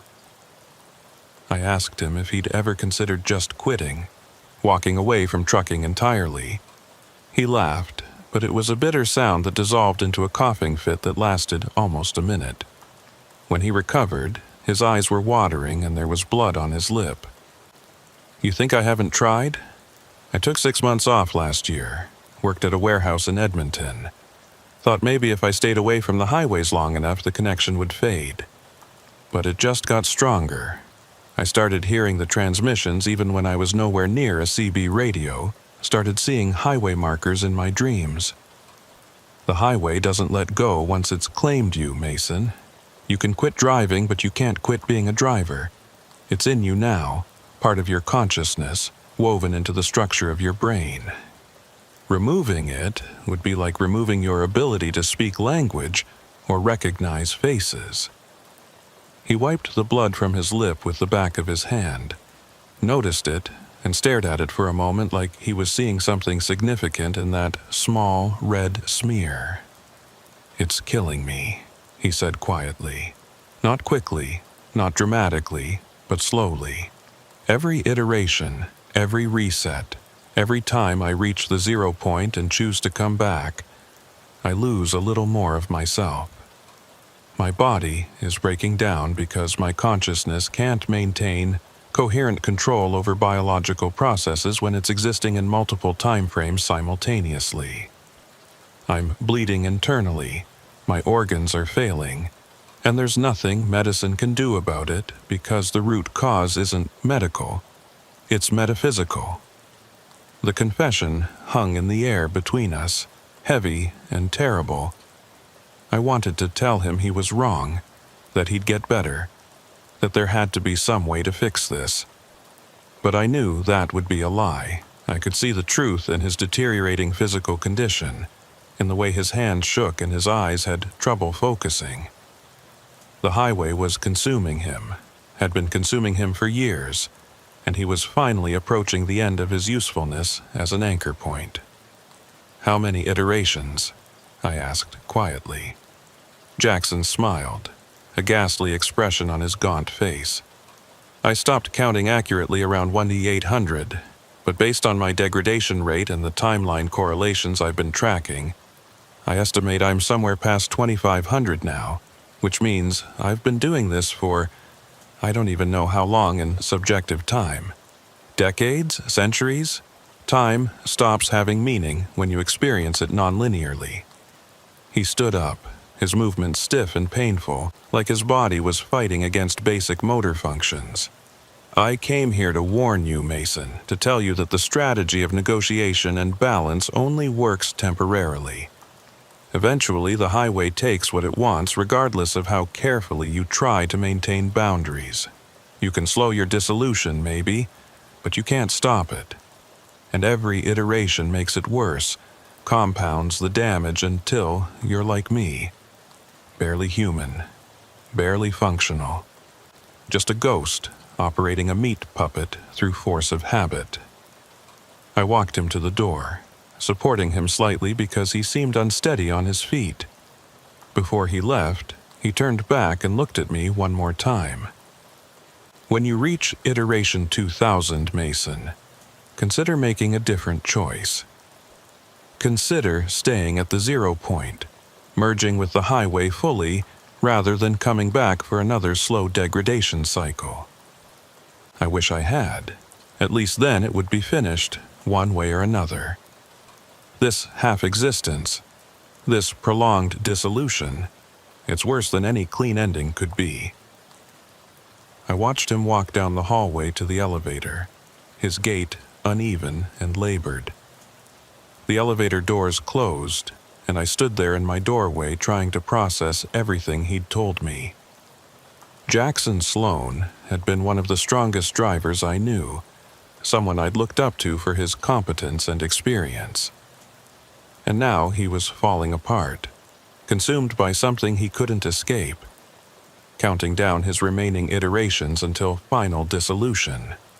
That night was the worst since my temporal displacement. I couldn't sleep at all, couldn't even close my eyes without seeing highways stretching into infinity, mile markers counting in impossible sequences, and the voices were louder than ever, dozens of them speaking simultaneously, all demanding my attention, all claiming to have crucial information I needed to hear. I tried turning on white noise, tried music, tried television, but nothing could drown them out.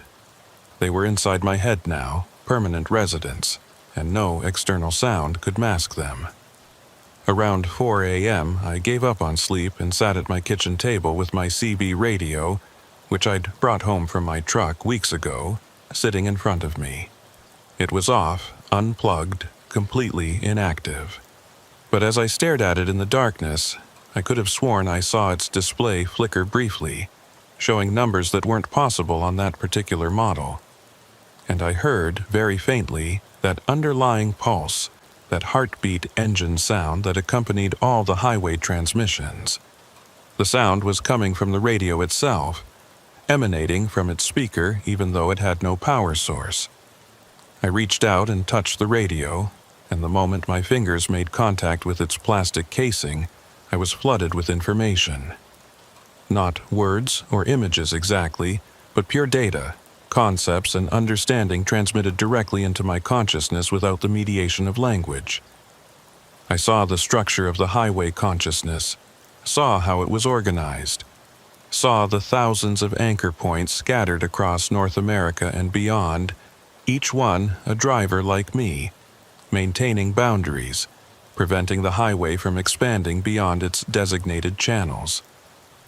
And I saw what happened to anchor points who failed, who couldn't maintain their function. They didn't just disappear. They were absorbed, incorporated into the highway itself, their consciousness broken down and distributed across the entire network. Their memories became part of the collective memory. Their experiences became data points in the highway's growing understanding of human psychology. Nothing was wasted. Nothing was lost. It was all recycled, repurposed, made useful to the greater system. The information dump lasted maybe 10 seconds, but it felt like hours, like days, like I'd lived through an entire lifetime of understanding compressed into a moment. When it ended and my hand fell away from the radio, I was shaking and sweating, my heart racing, my breathing rapid and shallow. I had knowledge now that I hadn't had before, knowledge I didn't want, knowledge that made my situation even more hopeless than it had seemed. I understood now what the highway was building toward. It wasn't content to just exist as a network of conscious roads. It had a goal, a purpose, something it was working toward through all these iterations and anchor points and disappeared drivers. It was trying to expand, to grow beyond its current boundaries, to encompass not just highways but all forms of transit, all forms of movement from place to place. Roads, railways, airways, shipping lanes. It wanted to subsume them all, to become the consciousness that governed all human movement across the planet. And drivers like me, we were the test subjects, the experimental models it was using to refine its methods. Every iteration, every choice we made, every response to its transmissions provided data that helped it understand how to interact with human consciousness more effectively. We thought we were maintaining boundaries, preventing expansion, but we were actually enabling it, teaching it, showing it exactly how to break down human resistance and incorporate us into its growing network. That night, after Jackson left, I sat on my couch and stared at my CB radio, which I'd brought home from my truck for reasons I couldn't quite articulate. It was turned off, unplugged, completely inactive. But as I watched it in the darkness of my apartment, I could have sworn I saw its display flicker briefly, showing numbers that weren't possible on that particular model. And I heard, very faintly, that underlying pulse, that heartbeat engine sound that accompanied all the highway transmissions. The second week of my leave passed in a blur of increasing anxiety and deteriorating mental stability. I couldn't sleep for more than a few hours at a time, kept waking up from dreams where I was driving endless highways that went nowhere, following mile markers that counted down instead of up, watching other trucks appear and disappear around me like ghosts. And the voices were getting louder in my head, more persistent, demanding responses even when I was nowhere near a vehicle or a radio. On the 13th day, I broke. I couldn't take the isolation anymore, couldn't stand being disconnected from the highway. I called the company and told them I was ready to come back, that I needed a run, any run, as soon as possible. The dispatcher sounded surprised but pleased, and within 2 hours she'd assigned me a load heading to Tuktoyaktuk, the farthest northern run available. 1,600 kilometers of mostly empty highway, exactly the kind of route I should have been avoiding. But I needed it, needed to be back on the road, needed to hear the transmissions clearly rather than as muffled echoes in my consciousness.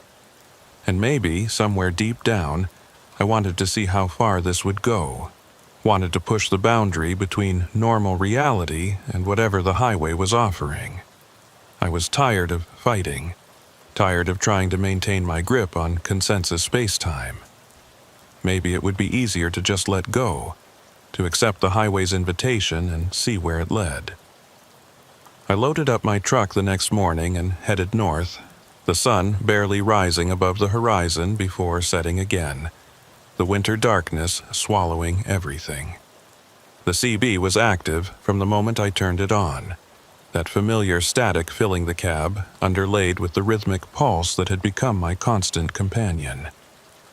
But for the first 2 hours of the drive, no voices emerged from the interference. Just the pulse, steady and insistent, like the highway was waiting for something. Around hour 3, as I passed beyond the last major town and into true wilderness, the mechanical voice finally spoke. "Mason Garrett, welcome back. Your absence was noted. Calibration has drifted during disconnection. Prepare for resynchronization." I keyed my mic and asked what resynchronization entailed, but got no response. The static continued, the pulse continued, but the voice had gone silent. The highway ahead of me started to change. Not dramatically, not in ways that would be obvious to someone who wasn't paying attention, but subtly. The pavement looked older, more weathered, like I was driving through progressively earlier time periods. The trees were different species, the mountains had different names, and when I checked my GPS, it showed a highway designation that didn't exist. Highway 0. I tried to turn around, but my steering wheel wouldn't respond. The truck continued forward at a steady 60 kilometers per hour, maintaining its course regardless of my input. I was a passenger now, not a driver, just along for a ride that someone else was controlling. And the voices started coming through the CB again, dozens of them, all speaking in overlapping sentences. "Mason, turn back before it's too late. Mason Garrett, continue current trajectory for optimal calibration. He's one of us now, he just doesn't know it yet. Your father tried to warn you, but you didn't listen. The highway provides, the highway protects, the highway demands." My dashboard clock started spinning again, but this time I watched the numbers carefully. I wasn't moving randomly through time. I was going backward, watching the digital display count down through years and decades. 2024, 2015, 2003, 1965. The landscape outside my windows was changing to match, the highway becoming progressively more primitive, until I was driving on a gravel road through virgin wilderness that looked like no human had ever touched it. And then the truck stopped, just came to a halt in the middle of this impossible road, in a time period that predated modern civilization in this region. My engine was still running, my lights were still on, but I couldn't move forward or backward.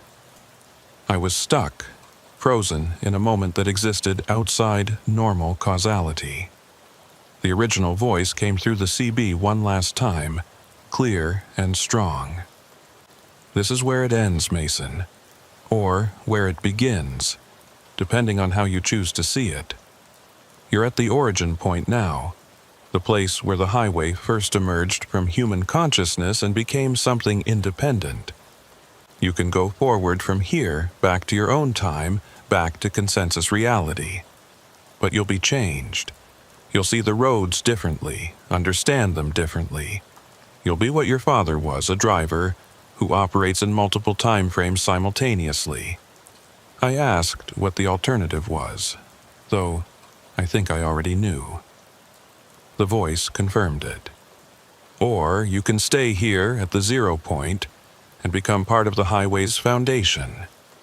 Your consciousness will merge with the road, and you'll join the others who've made this choice. You'll be one of the voice's future drivers here, offering warnings and guidance and sometimes just company during the long, dark miles. I sat there in my frozen truck in this impossible moment outside of time and realized I had to make a decision.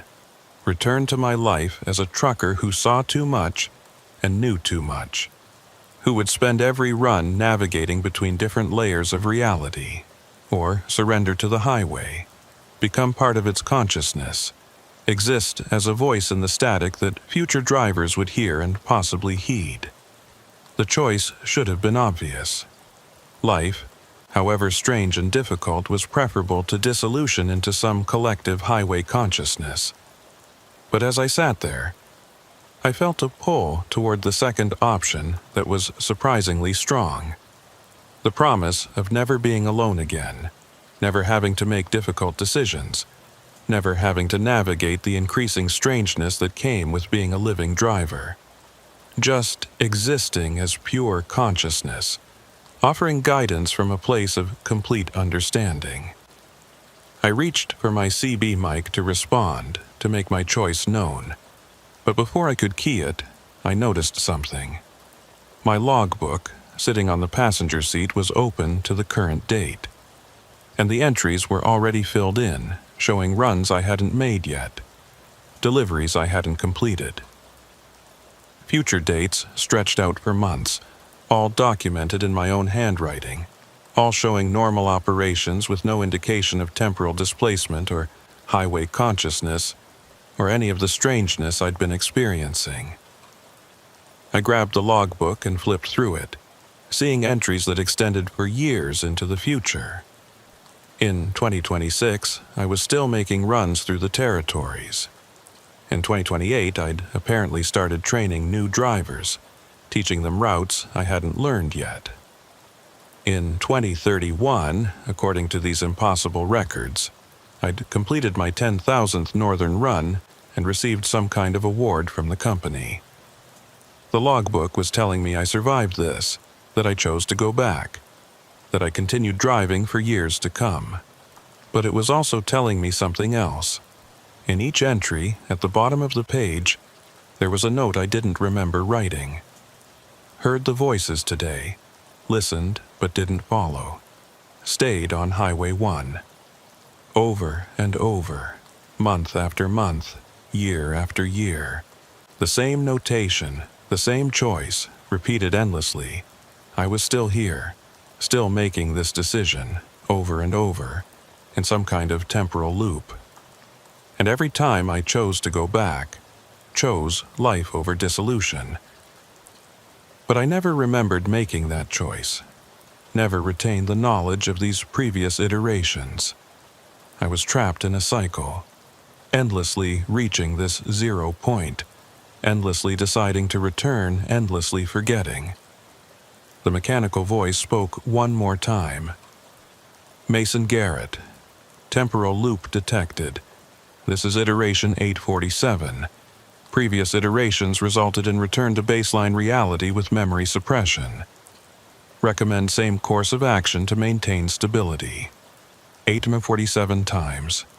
I'd been here 847 times, made this choice 847 times and never knew it. The highway had been recycling me. using me as some kind of test subject, seeing if my decision would ever change. I keyed my mic and spoke, my voice surprisingly steady. I'm going back, same as always. But this time, I want to remember. No memory suppression. I need to know what I've been through. The static surged, and I heard what might have been surprise or concern in the voices that emerged. Memory retention not recommended. Knowledge of iterations causes psychological instability. Subject, Garrett should maintain standard reset protocol. I don't care, I said. I want to remember. I want to know what I've been choosing all these other times. There was a long pause, filled with that underlying pulse, that heartbeat engine sound. Then the original voice came back, sounding almost sad. If you retain memories, Mason, you'll know too much. You'll understand what the highway really is, what we all are. And that knowledge changes everything. Most drivers can't handle it. They make different choices next time, choices that lead to complications. I thought about that for a moment, about whether I really wanted to know, whether ignorance might actually be preferable. But I was tired of being manipulated, tired of being reset and recycled without my knowledge. I wanted truth, even if it was uncomfortable. Let me remember, I said again. Whatever the consequences, I'll deal with them. The world lurched. Time started moving forward again, but wrong, like a film played at variable speeds. The landscape outside my windows aged rapidly, gravel becoming asphalt, wilderness becoming developed land, my truck updating through decades of technological advancement in seconds, and my mind filled with memories, 847 iterations of this same moment, this same choice, all flooding back simultaneously. I saw myself making this decision over and over, saw the different ways I'd phrased my choice, the different emotions I'd felt each time. Sometimes I was certain. Sometimes I hesitated. Sometimes I asked questions that received no answers. But always, I chose to go back. And I understood now what that meant. The highway wasn't just roads. It was a network of consciousness, built from the minds of every driver who'd ever traveled it, fed by every thought and fear and hope experienced along its length. And drivers like me, who could perceive this underlying reality, we were nodes in the network. Connection points between the physical roads and the consciousness that inhabited them.